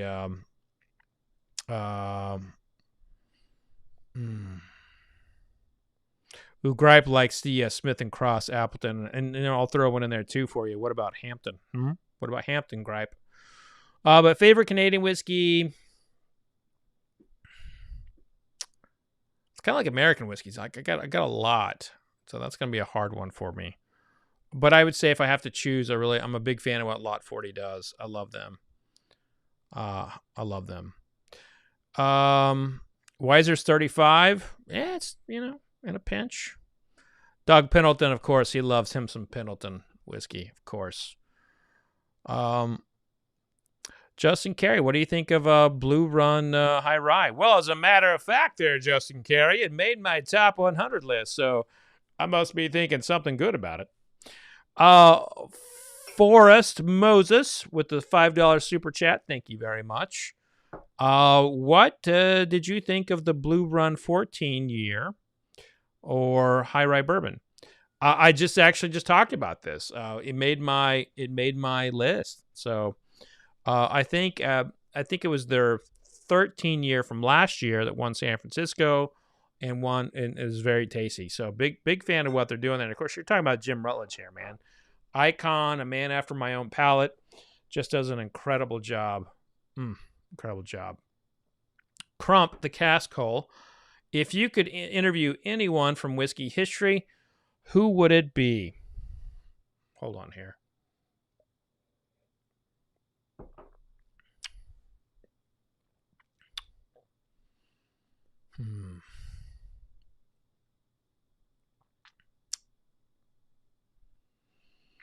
I would probably... So whiskey history, as you know it, if you haven't spent time in the, like, if you haven't read my book, Bourbon, The Rise, Fall, and Rebirth of American Whiskey, you probably know whiskey history through what's on the labels and, what the stories of distilleries tell. The distilleries typically tell a very inaccurate history of it, sometimes even their own brands. But there's a couple of them that are stalwarts through and through. And I think James C. Crowe, kind of the guy who brought in Sour Mash here, is probably the guy I'd want to really interview. I'd want to talk to him because we don't know a lot about his life previous to here. So I think James C. Crowe would be the guy. And I had a super chat pop in. Let me see here. Okay, so Phil, with the $5 super chat, thank you so much for contributing to the Bourbon Fund. Oh, hold on, I think I have a bell for that. Yeah, you know what? I have a bell on this thing. Let me hit the bell. Hold on here.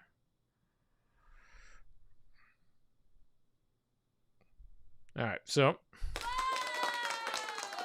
thank you, Phil. Thank you, Phil, for the $5 super chat. I'm tuning in late just now. Can someone give me a quick summary of what the top whiskeys are?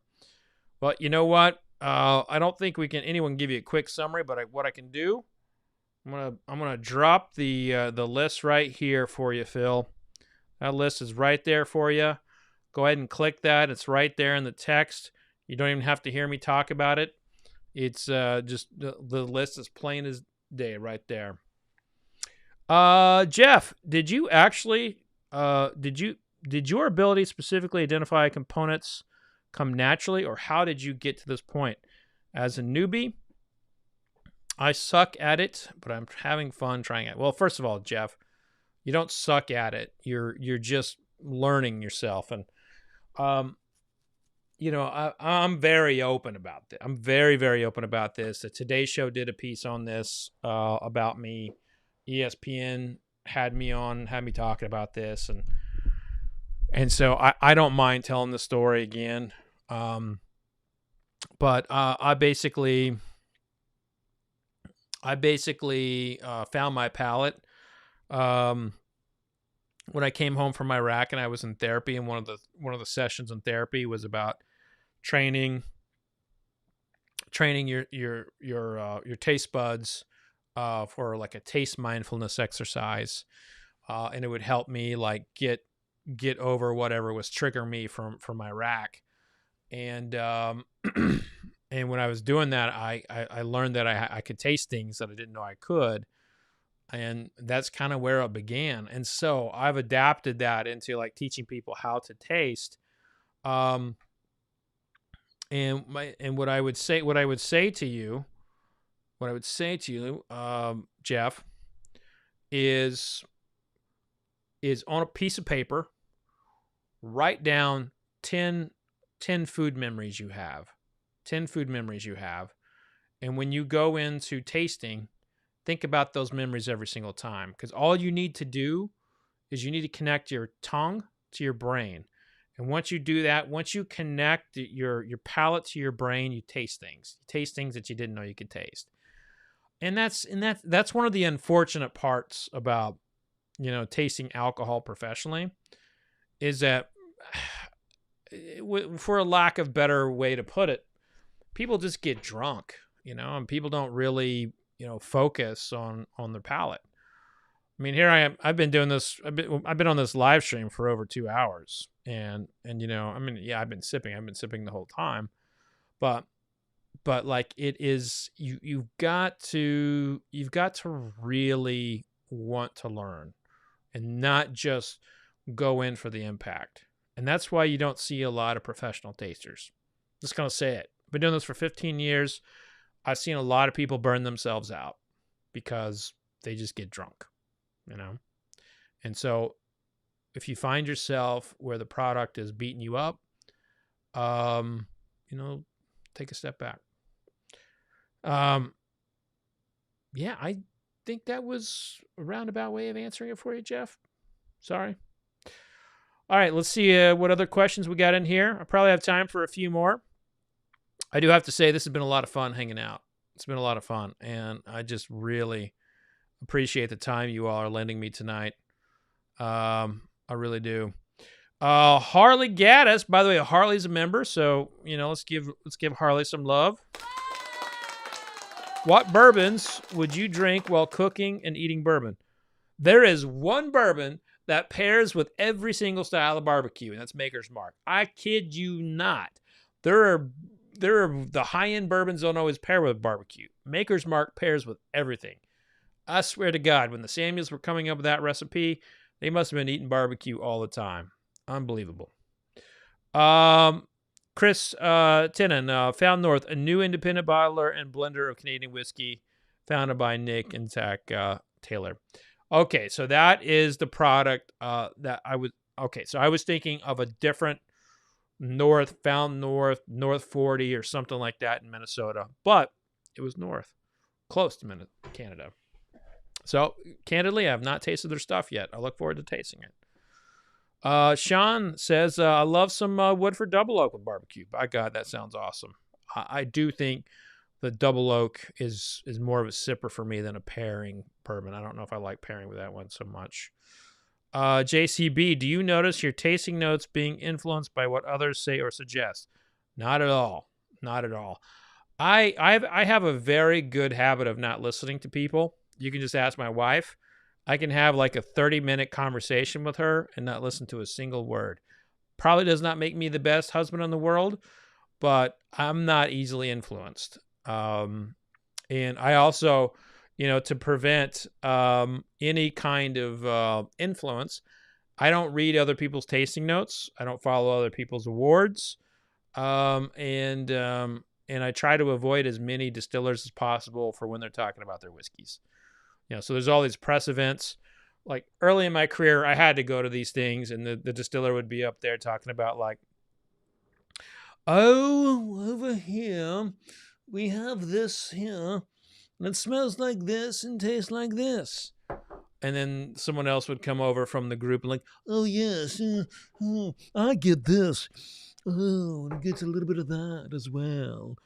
And I realized that most of these people were full of shit, and it made me like not want to be around them when they were talking about their stuff because it wasn't necessarily, and these were not the distillers. These would be like marketers, and I didn't want to be around them. And I found that if anything, they would give me like. I would like look for the opposite of whatever they were smelling because I was like, I don't want to smell what they're smelling. Fuck them. So I try not to do any tastings with distillers about their product, and when I do, I typically end up leading it now. So it's very different now than it used to be. But I think that's a great question. If you get in being influenced by what you taste is possible, but it's also because it could be there on your palate. You just have to look for it. And the thing about like Chris Morris was an incredible influence on me. Chris Morris never told me what to taste. He told me how to taste what he was tasting. And therein is the key difference with influence, is when someone tells you how to taste or shows you how to taste like them or gives you the skill sets to taste. That's what I'm about. I'm not about saying like, hey, this is marzipan. You got to taste marzipan. That's not what it's about whatsoever. You know, so you got to be very careful with how you do get influenced. that make any sense? Kind of feel like I was rambling on that one. All right. David Wilson, you are so awesome, man. Thanks so much for this. Why, thank you, David. I will send you the check in the mail for the kind words. Peter B., my wife, the same thing about my listening skills. Listen, Peter, we are cut from the same cloth. And Jacqueline's probably listening right now. If she is, I'm screwed. Let's see what else here. Thoroughly, always bums me out. I love hosting Christmas, but you really see how little people actually taste whiskey. I definitely held back good bottles. People don't like shots. Yeah, man, it breaks my fucking heart. I mean, I remember I brought out a Michter's 25-year-old one time for somebody, like an old Army buddy. Brought this thing out, and I was just like so excited. I hadn't seen him in years. And like, I mean, some people, you know, you have these moments in your life, right, where you grow. You grow, but the people who knew you from before just know and act like what you were before. I mean, he was still acting like and talking to me like I was Joe, which there was a little bit of that, but I mean, I had changed, and he shot the Michter's 25-year-old like it was fucking Fireball, and it was heartbreaking. So my 8-year-old or my 7-year-old turns 8 tomorrow, and he's been wanting to go to a football game. So I got him 50-yard line, 3 rows back to a Colts game on Sunday. I am so excited about this. This is going to be his first football game. I got him a Nelson jersey. I am so excited about this. It's going to be great. Joe Road Truck. Speaking of Jax, it has been far too long since she had been on a live stream. You realize she is really the only reason we subscribe, right? That's fair, Joe. You know what's sad about what she's up to right now is she is so focused. Like, I mean, everything's going back to lockdown, man. Everything's going back to that stuff. The hospitals are really feeling it, and it's really things are really sad right now. I mean, I'm a little nervous, you know, because I'm hearing these reports from my wife from the hospital. Yeah, so there's time with my wife for non children conversation is few and far between, in other words.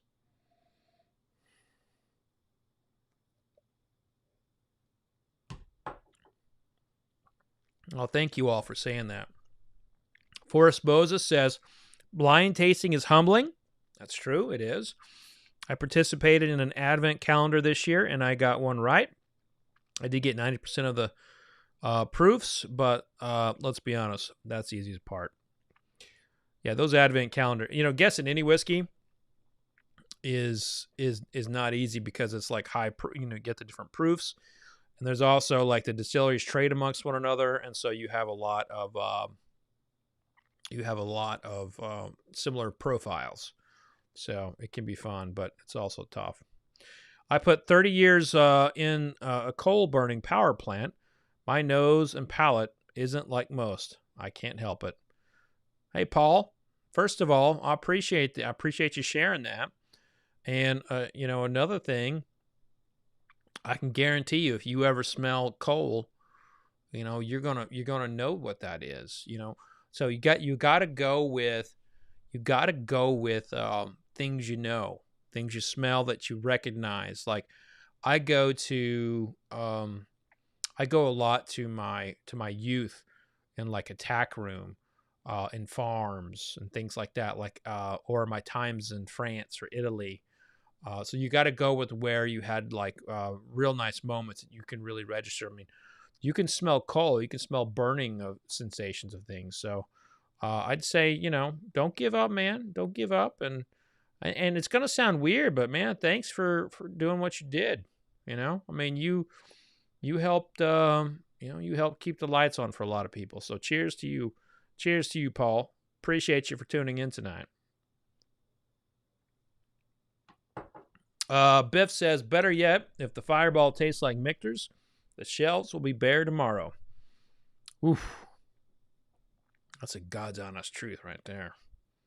God's honest truth. Peter B., my son is a Colts fan now. Looks like your son will be. Enjoy the game and the experience with your son. Thank you, man. I appreciate that. Tharley, Malort was created because a man's palate was permanently shot.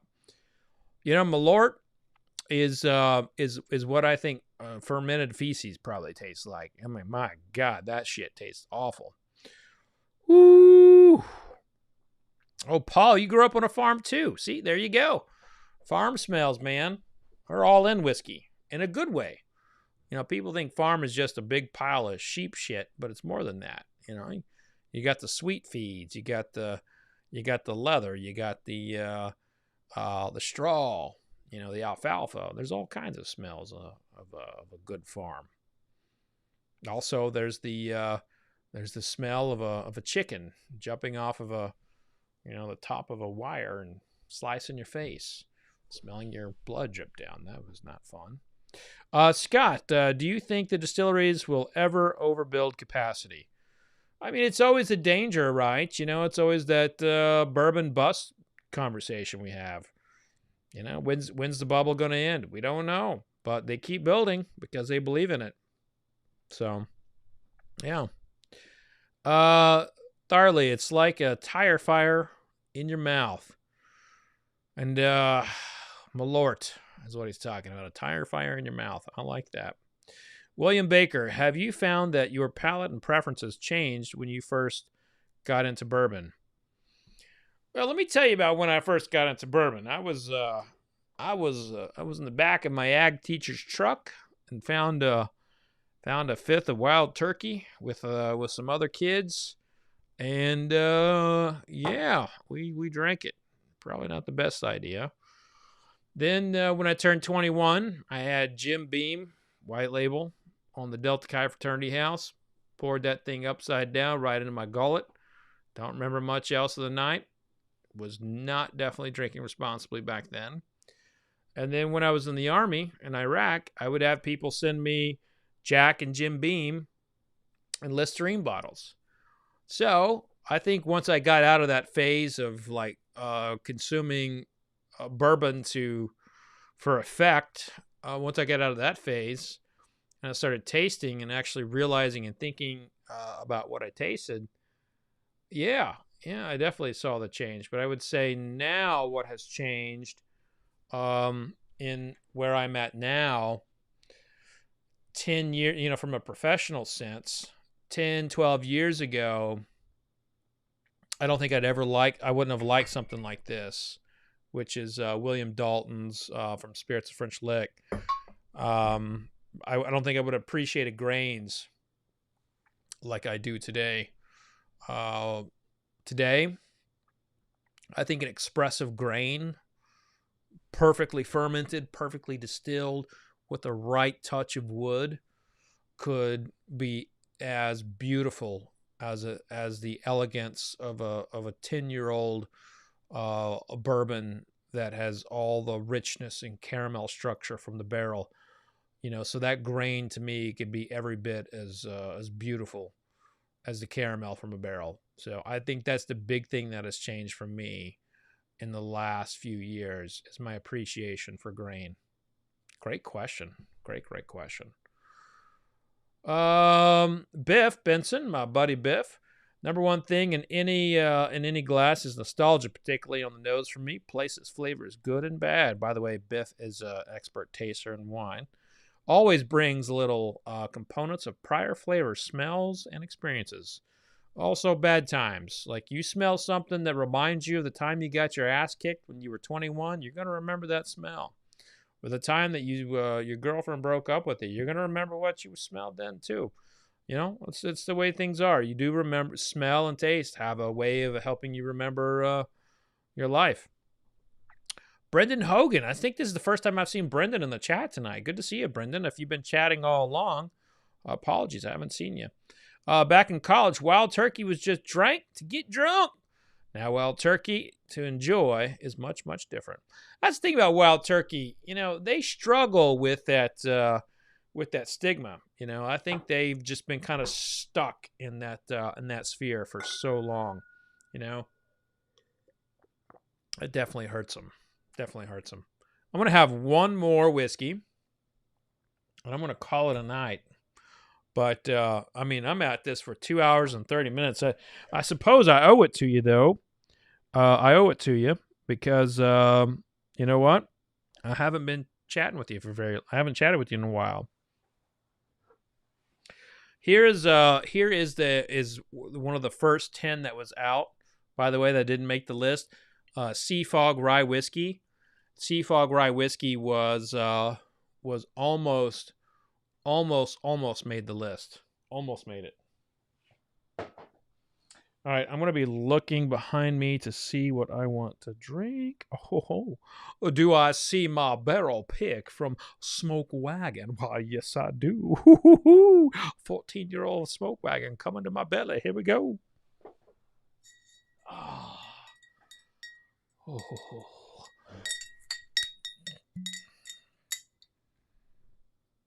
Oh, yeah, there we go.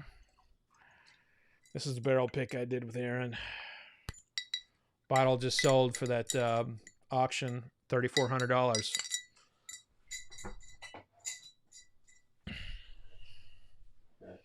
Adam Hostetler, do you ever pick up a burnt hair note in some bourbons? By the way, Adam, when I read that at first, I thought you said, do I ever pick up a blunt?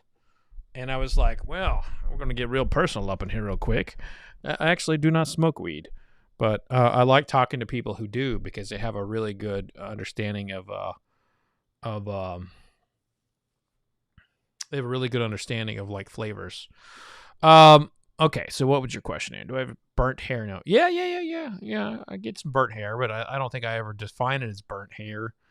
But yeah, I can see that. Burnt hair can maybe also be plastic, you know. Brendan says he's been here all night. He thought maybe he was muted. Douglas and I have been chatting, though. Well, I apologize, Brendan. I have not seen you in my little thingy. So maybe now that you're here, get all your questions in, and I'll make up for lost time, my friend. Oh, this Smoke Wagon here. Now, I did not consider this on my American Whiskey of the Year list, but obviously it's my barrel pick, but it would definitely be on here if it was not my barrel pick.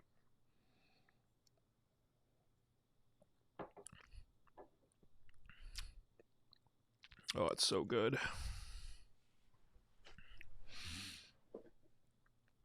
Ooh.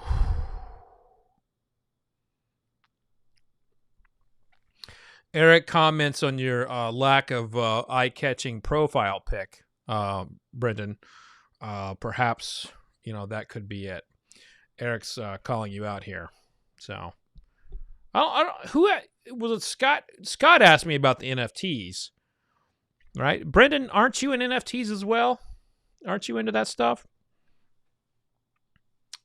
Tori says, Fireball isn't bad. It mixes well with bush apple and cinnamon apple.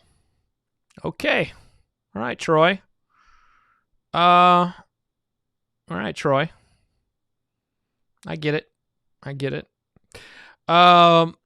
Joe Road Truck, you're going to need to come up with new membership icons. Some of us aren't far from the 2-year mark, and we don't want to get mixed with the riffraff. Scott Seymour, let's get all of the NFT knowledge out there. Yeah, I think Brendan's really big into NFTs. If memory serves. Sean, are you a fan of any of the Balcones lineup? Why, as a matter of fact, there, Sean, you will find that they made my Whiskey of the Year list. Their wheated bourbon made my Whiskey of the Year list. Yeah, absolutely. David Sutherland, anything going on around April 10th through 12th, 2022, going to be in the area. Well, that's Derby season, so the park Churchill should be up and running. There'll definitely be some bourbon tastings and some dinners, and most likely there will be a an event like at some kind of gala or something. I mean that's kind of like the kickoff. Somebody in here from Louisville. Let's see when Thunder over Louisville is. I think it's before that, but you could be close. Harry says Remus Repeal is going to be the best of 2021. Look, it's in the running. It's in the running, Harry, and I think you're not wrong there. I don't think you're wrong. Doug Pendleton talking about he was working with a European artist. Yep, that's right. I'm working with a European artist on my NFT. That's going to be happening. And Fred, only other thing I mentioned is the IRS gave us a Christmas present and granted the nonprofit application for the nonprofit in my daughter's name. That's awesome, Brendan. Hey, everybody. I don't know if you know about that, but Brendan lost his daughter and just got a nonprofit to honor her. And I'd like to host a fundraiser here on the YouTube channel. We'll get, Brendan, I'll get in touch about that, but congratulations, man. I know that this will honor her, and you're an amazing man for doing this and for keeping her memory alive, man. Cheers.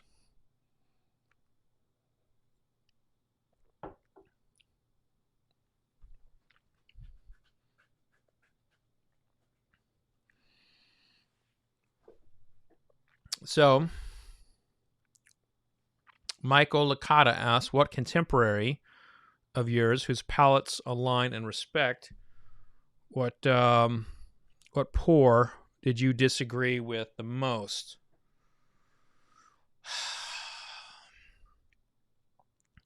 I'm a pretty respectful guy. I think that's probably something that I'll keep private. I appreciate that ask. I think that's a good question to ask, but I don't like talking trash on colleagues or saying one thing or another. And look, I know some of them have about me, but that's not who I am. That's not what I do. That's never my approach. I support anybody who can make a whiskey living. I especially support. I especially support, people who can make a living as a writer. I know how hard that is, and and I know you just want to know about which one it would be, but to be frank, you could probably figure it out. But as Eric says, like, let's be honest, it's vodka sucks. So I think that would be one, and we could be kind of tongue in cheek. But I would say when there's defense of vodka, that's where I get my kind of like fun cackles up. That's probably the only time. But for the most part, I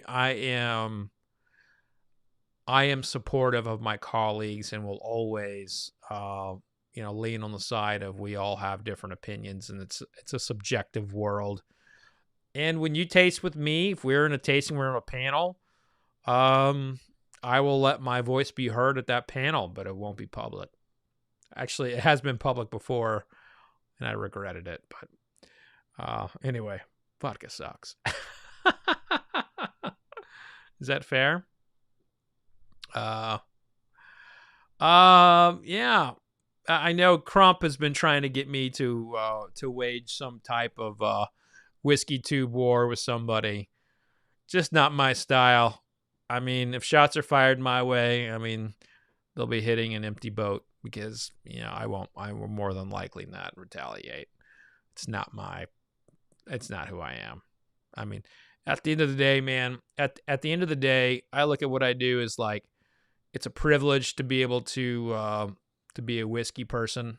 And, and I think anybody who gets in this world and can earn a living and do it right, I think it's great. And the more of us, the merrier. That's how I look at it anyway. Adam says, anyone in the chat from Pittsburgh? Fred's event has a 4-person minimum for buying the VIP tickets. Adam, that I did not know. I didn't know about that VIP restriction. I will get to. I'll talk to the promoter about that. But yeah, so I got an event coming up on January 20th. And to be honest with you, tickets are actually really selling fast. I'm really shocked about that. It's like tickets are doing really well there. It's already outsold in New York, and it's exciting to see like the whiskey audience in Pittsburgh. So yeah, I'd love to get folks to come if you can make it. Brendan says, trying to get Fred to come to Colorado, but he says no event hosts have reached out to him. I am going to be in Colorado for a 291 barrel pick, Brendan, but yeah, no. So the way that my events work, I'm not affiliated with a brand. Brands don't pay me to do that stuff. And if they tried, I wouldn't accept it. Well, my podcasts accept advertising. I'm very particular. I'm difficult. But I look at like, I don't ever want anyone to try and control what I'm saying. And when there's a brand that's involved, they try to control what you're saying. And I'm like, fuck that. I'm not doing that. So what I do is promoters who typically book musicians book me. They book me and I sell as many tickets as a musician. And so that's like, I'm the same model as like a comedian, or a musician. I'm not selling as many tickets as Foo Fighters, but I'm doing all right. Johnny Fish, I was at the Cutting Room in New York a couple weeks ago. You missed me, but I'll be back. So yeah, here we are. By the way,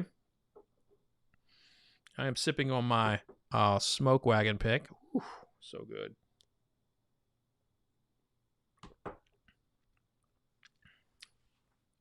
That is so good.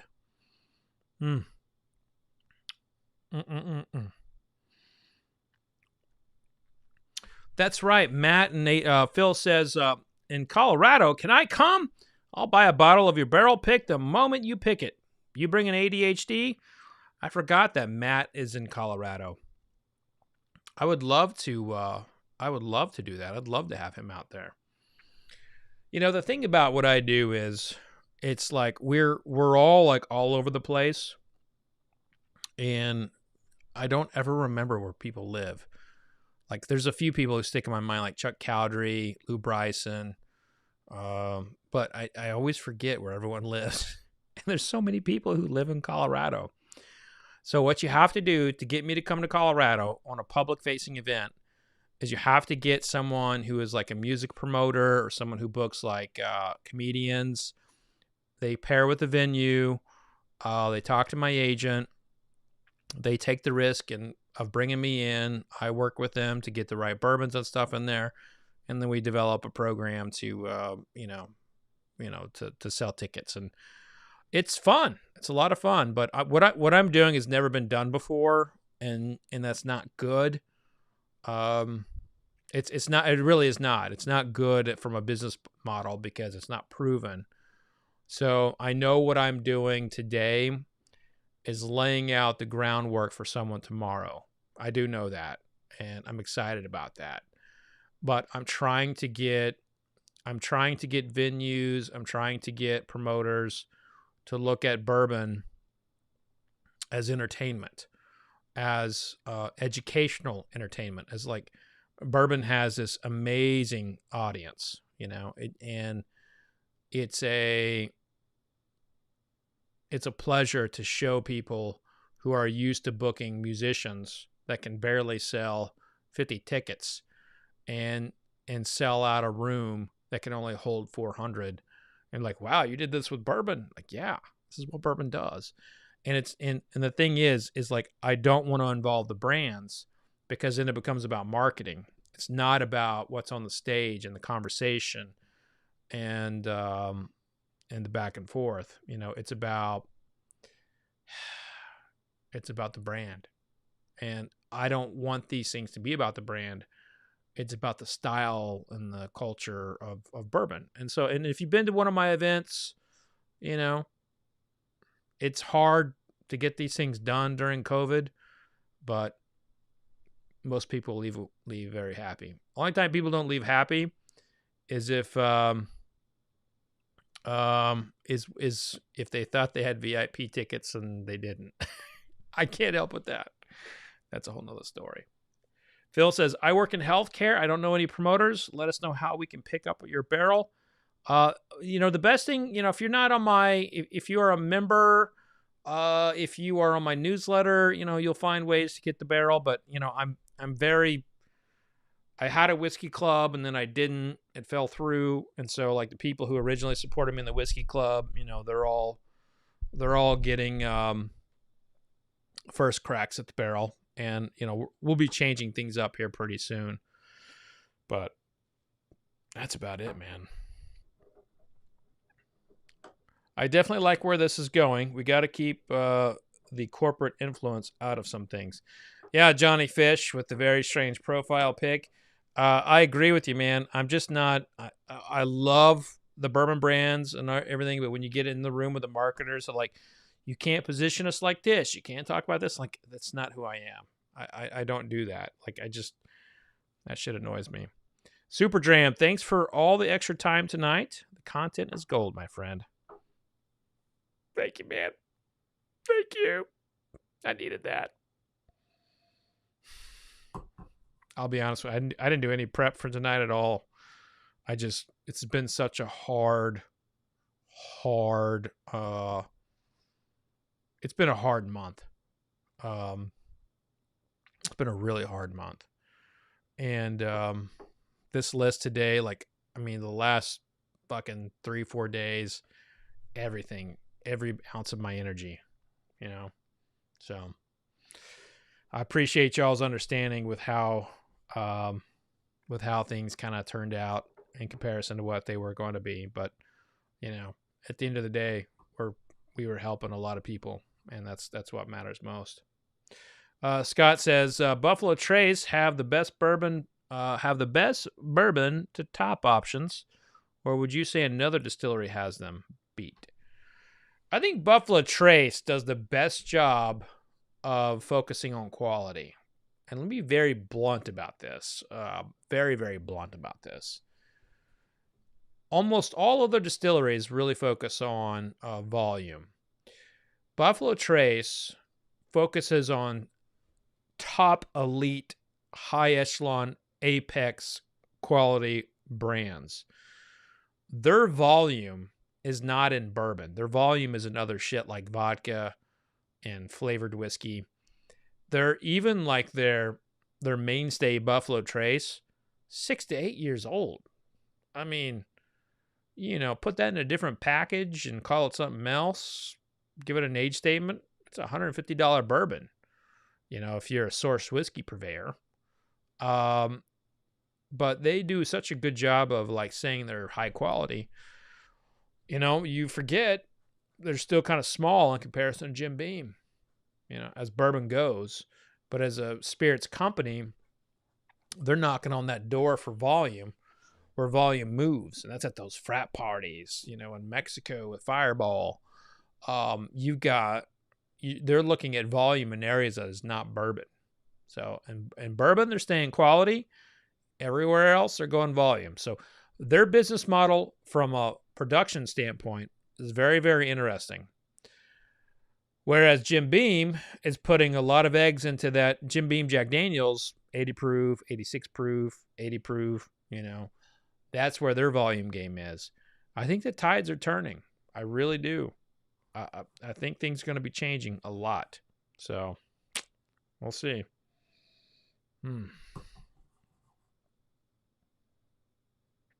Oh, no. Mother Nature hit Colorado tonight. At least 580 homes burned. Fuck. I hate to hear that, Brendan. That's awful.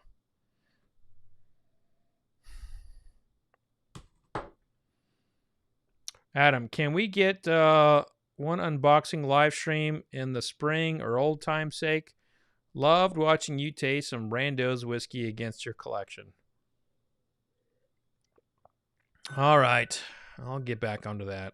I'll give that. You know, I may have an unopened box in the front. I could look into that, but I don't know. I think I opened up the box today. That is so good. Ah, God, that is horrible. Over 500. That's awful. We got fires in here. That's so sad. Sean says, I'm kind of surprised the Leopold brothers 3 chambers didn't make the list. Actually, Sean, they did make the list. Yeah, Leopold 3 chambers rye and their collaboration, they both made the list. So yeah. So Sean, you know, double check that list. They're both on there. So yeah. The Dickel collab and the 3 chambers. I think the way I worded it here, you know, I'll pull it up. I think I worded it funny. I think I worded it like they did their yeah. So here you go. I'll pull it up here on the internet. I'm going to the fine internet here. You can see there, right there. 3-chamber rye, Leopold Brothers, solo distillery, not the previously mentioned collab. Yeah, so definitely 3-chamber rye was there. I just had to be very unique about the phrasing here so it wouldn't get mixed up with the other one. Yeah.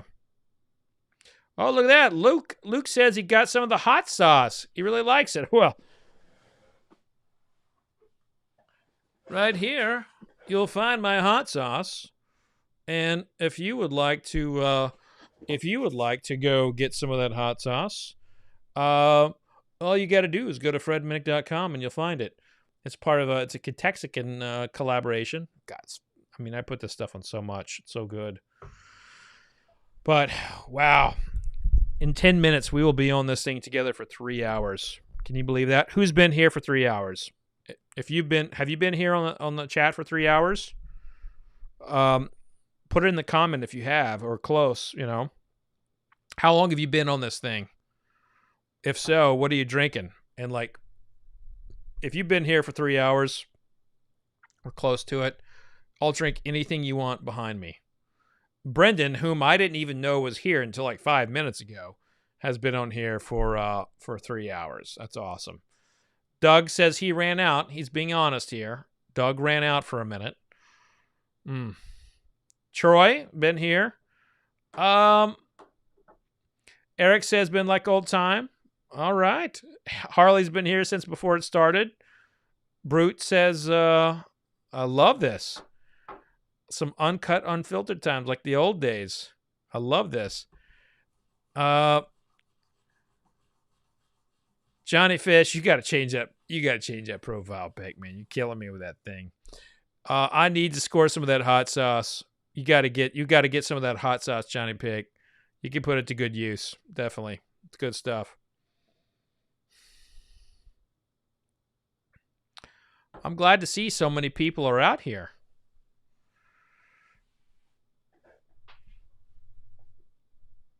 Douglas ran out to get whiskey. Okay, that's an exception. We'll allow it. Sean says, only been here about an hour and a half, but I'm having some Balcones. True Blue. Ooh. The Brew Baker Maker here for $2.45, searching for my next pour. I like it. Gripe about $2.50, joined a little late. It's okay. That's okay. Chris Tennant, 2 hours and 40 minutes. Holy shit, you guys are here for a long time. I love this. Thank you so much. Brute with some 1792. Man, you all are coming in fast. I can't keep up with all these comments. This is great. Sean Dent. Hold on, I lost you, Sean. I apologize if you watch this in the rerun, but you know this is Went from Lucky 7 Holiday Toast to Penelope BS7. I love it. That's a good pick. Wow. This is great. All these people in here since the chat. And the thing about my chats is the chats don't replay. And it's not because by design. It's because YouTube stopped doing replays on my channel. I don't know why. I haven't figured it out yet. But yeah, I'm not so good with that stuff. I think it's because I'm using a third-party software. Charles Winfield, only a few minutes, was out last night year. Stopped and got some Old Forester 1910 on the way home. All right, Charles. I know we're old BFFs, but, 1910, you enjoy that. I will not give you my comment on it. Eric says, I drank the rest of my Kentucky Spirit that Eddie Russell picked out, and I'm sad, but it was good. Billy Kissinger, Fred, been here since the start. Keep it going. All right, Billy. And by the way, if you all have not gotten a Fred Minnick sticker, like a Fred Minnick show sticker, like I think I have one here. I do not have one here. I have one on my computer. See that sticker right there? That sticker on this computer. If you would like to get a sticker like this, all you got to do is hit me up on fredminnick.com, and I will send you a sticker. But hit the contact button, send me your address, and I will send you the sticker. I'm gonna get your name wrong. Not gonna lie, might have watched some at 1.5 to catch up, drinking some Calvados. Love it! I love me some Calvados. That is awesome. What a great community we have here. I miss these live streams. I really do. I really, really miss this stuff.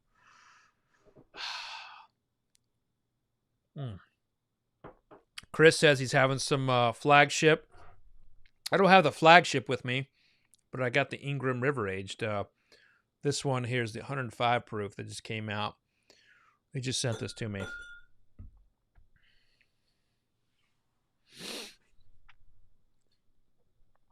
Charles is a retired Zoomie. Well, thank you for that, man. Thanks for your service as well.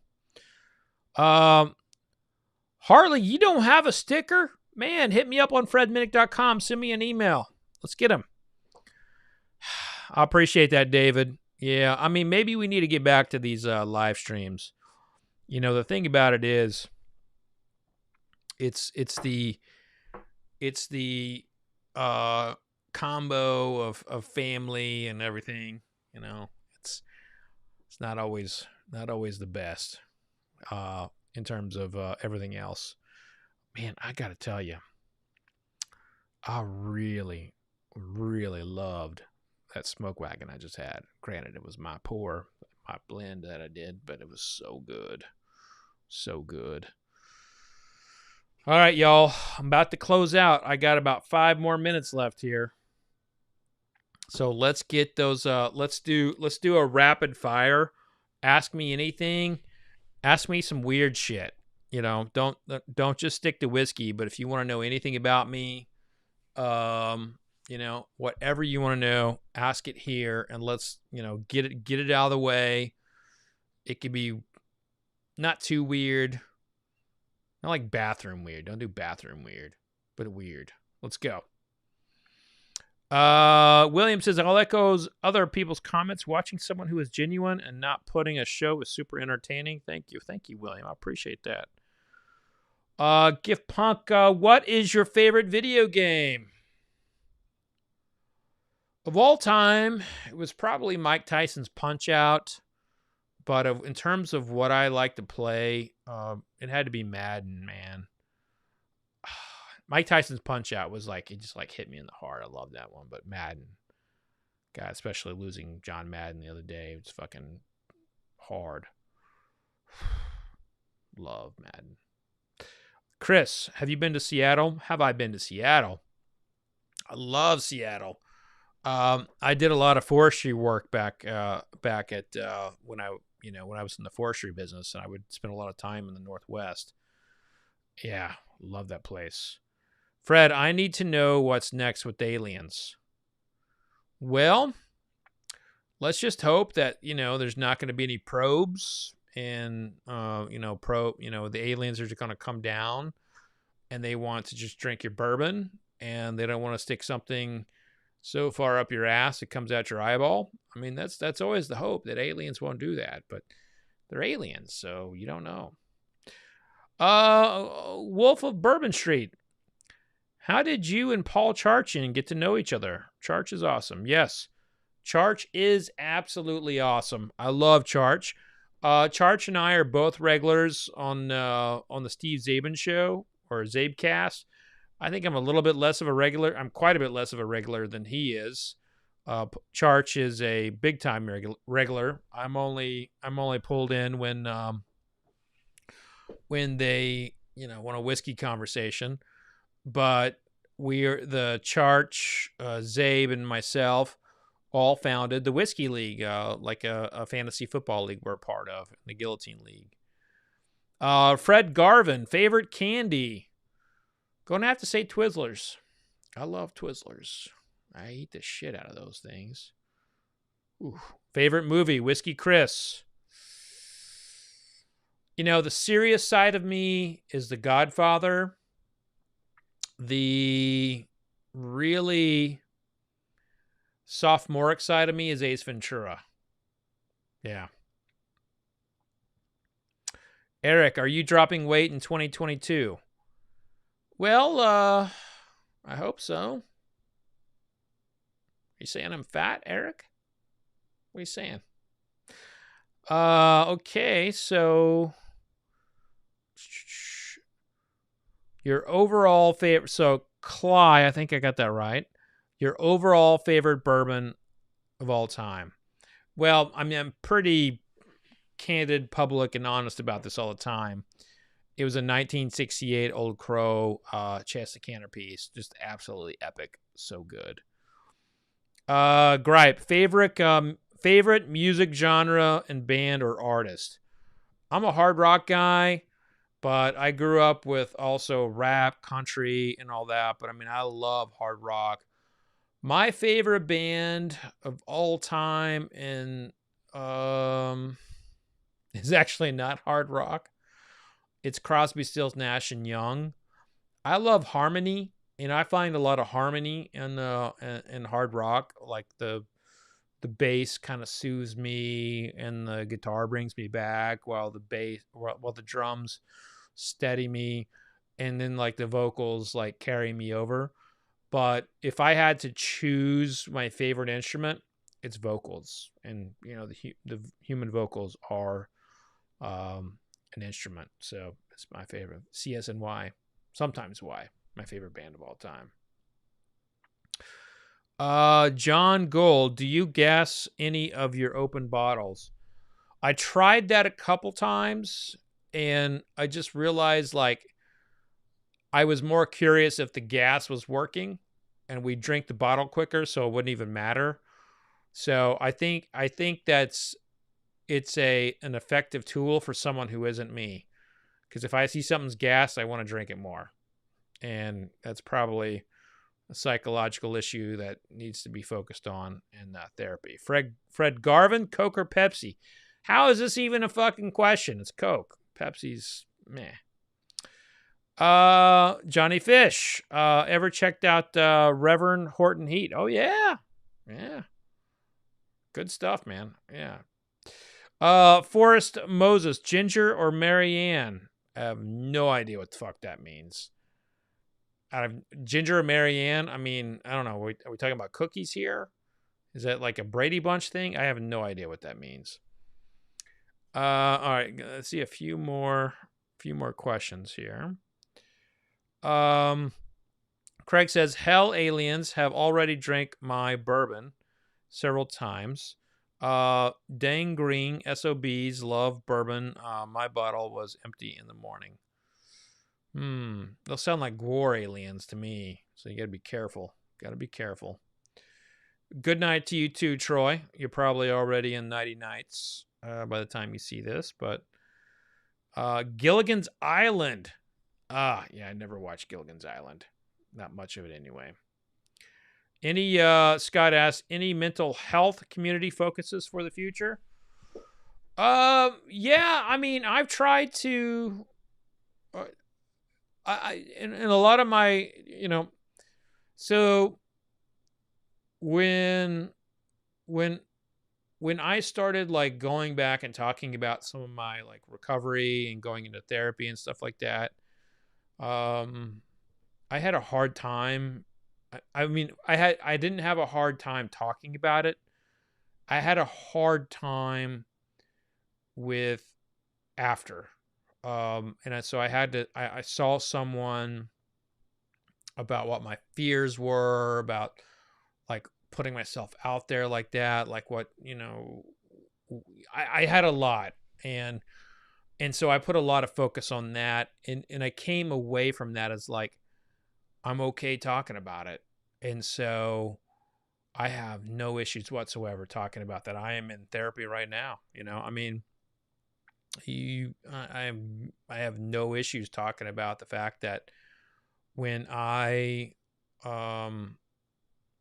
walk into a city, I look at the top of every building and, subconsciously, and then sometimes very focused consciously looking for snipers. I mean, like, I think it's how I think.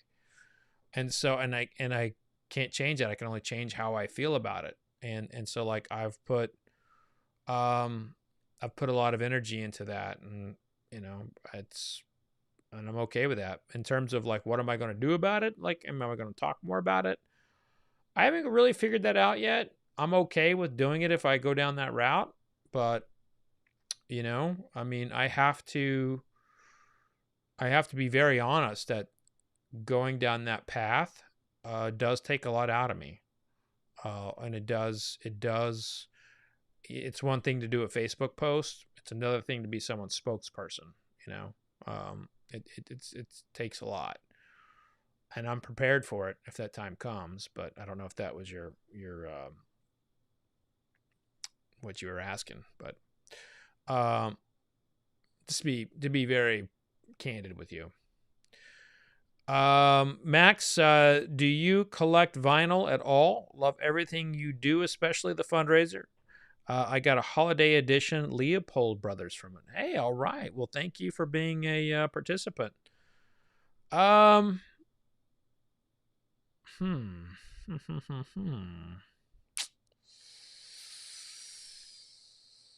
I like vinyl? I love vinyl. I am scared to death of having vinyl in my house with my kids.